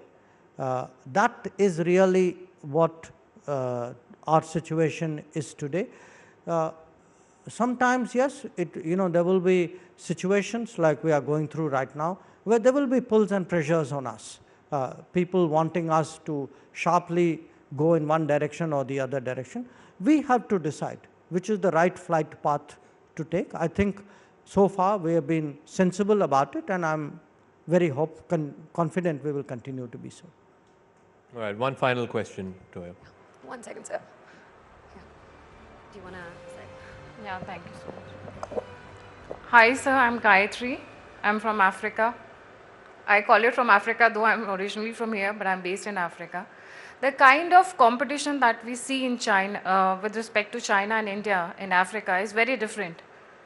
The China takes entire Africa as a market, and not only as a market, but also as a partner, while we are lacking somewhere. So what are the steps being taken to fulfill that, actually? Which part of Africa do you live? I'm from Zambia. Zambia, okay. Look, you know, comparisons are sometimes useful and comparisons are sometimes misleading, because countries are like people, each one plays their own game to their own strengths. So when you said that somewhere there's something lacking in us, you know, again, I'm not ever unmindful of our shortcomings. It's always useful to know where you fell short. But do look at actually what has been achieved. We are today, if you were to look at the top 5 trade and investment partners of Africa, we are there. We are among the top trade partners. We are definitely among the top investment partners. What are we doing about it? You know, it's very interesting when we decided that we would expand our embassies. One of the Prime Minister's decisions was, he said, okay, I'll allow you to expand embassies, but I insist that the first lot of expansions, which were 18 embassies, will all be in Africa. So if you were to ask today, which country has the maximum number of embassies in Africa, actually we will be, if not number 1, we'll be 1 or 2. We do a lot of development projects in Africa. Again, that has broadened out. We have out of 54 African countries, I think in 47 African countries, we have development projects. But what is it, since you live there, you know, where is it we can really, in a sense, support Africa? I would say a lot of that is in training, capacity building, education, and in in the growing up there, improving their social indices. So if you see, for example, students, since we had a big commitment which Prime Minister made in 2015 to Africa, despite the COVID, we've actually had 40,000 African students who've been educated by Indian institutions. We are today, in fact, very interesting, very novel schemes of distance education, distance health, because we have such a strong digital ability today to deliver, which we have concluded. We've actually worked out an agreement with 19 African countries there. So there is a lot happening in Africa. Now, why don't you get to hear this? You don't get to hear it because in a way it's disaggregated. It's, you know, it's sometimes, actually, it's an interesting thing. Indians are far more reticent about their achievements than maybe they should be at times. So if you go to Africa, you know, I find, I spend a lot of my time talking to my African colleagues. In fact, next few days I'm going to Kigali. My sense is that in Africa, the perception about India has undergone a very major change. COVID has helped. You know, there is a clear sense that we were among the countries, few countries which stood by them, not just in vaccines, even in medicines, in PPEs, and sending ventilators, etc. COVID has helped. I think even in the food shortages today, we have made sure that African interests are protected and the food market is not cornered to the exclusion of Africa. I think African societies and leaders understand that. So there is a lot happening. I quite take your point. Maybe we should be doing more. All right, with that we come to the end of this session, the concluding session of the CNN News 18 Town Hall. A round of applause for Dr. Jaishankar. Thank you very much. I'd request you to stay on stage because we have a small token of appreciation. Thank you so much, Honourable Minister, for that session. We'll just request you to stay on stage. I would request Zaka also to stay on stage. I would like to now invite Smriti Mehra, CEO, Business Cluster Broadcast, to come pass on the memento to the Minister, please.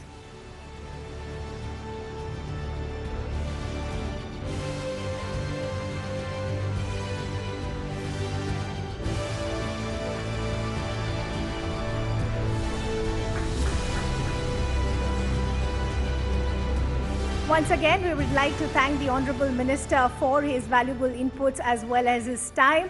Well, with that, it's curtains down as far as our inaugural session of the CNN News 18 Town Hall. But I'd request all of you to stay on with us. I'd also like to take a moment to invite CNN News 18's political editor, Maria Shakil, for the official vote of thanks.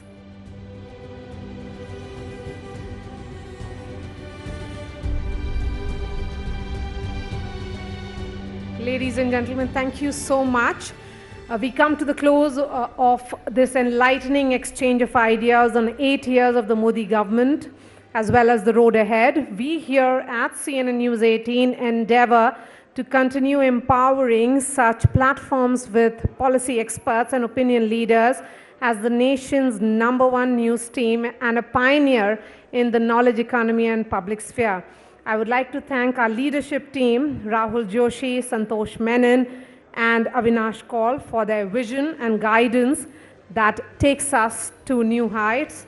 I would like to thank our commercial partners, Mahindra, Innoviti, JSW Steel, and Blue Dart in helping us build this essential platform. And finally, I would like to thank our guests this evening, Union Minister for Child and Women Development, Ms. Smriti Irani Anurag Thakur, Union Minister for Information and Broadcasting and Sports Affairs, and External Affairs Minister Dr. S. Jaishankar for expressing their views on the achievements of the NDA government and what has made India so empowered. And thank you so much, ladies and gentlemen.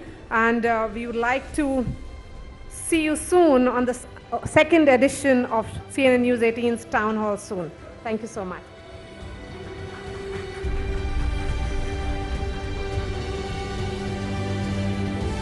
Thanks a lot for that, Maria. Once again, I'd like to thank all of you who took the time and came here to join us for the inaugural session. Would like to thank all our viewers as well.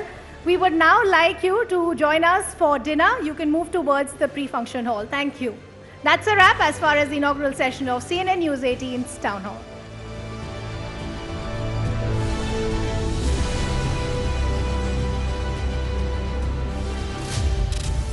Where unpleasant realities and stinging truths will be addressed directly and bluntly. Where neutrality will not be used as a fig leaf to go soft on any side. Where a spade will be called a spade every time. Shun the political correctness. Join Shivani Gupta on Plain Speak at these times on CNN News 18.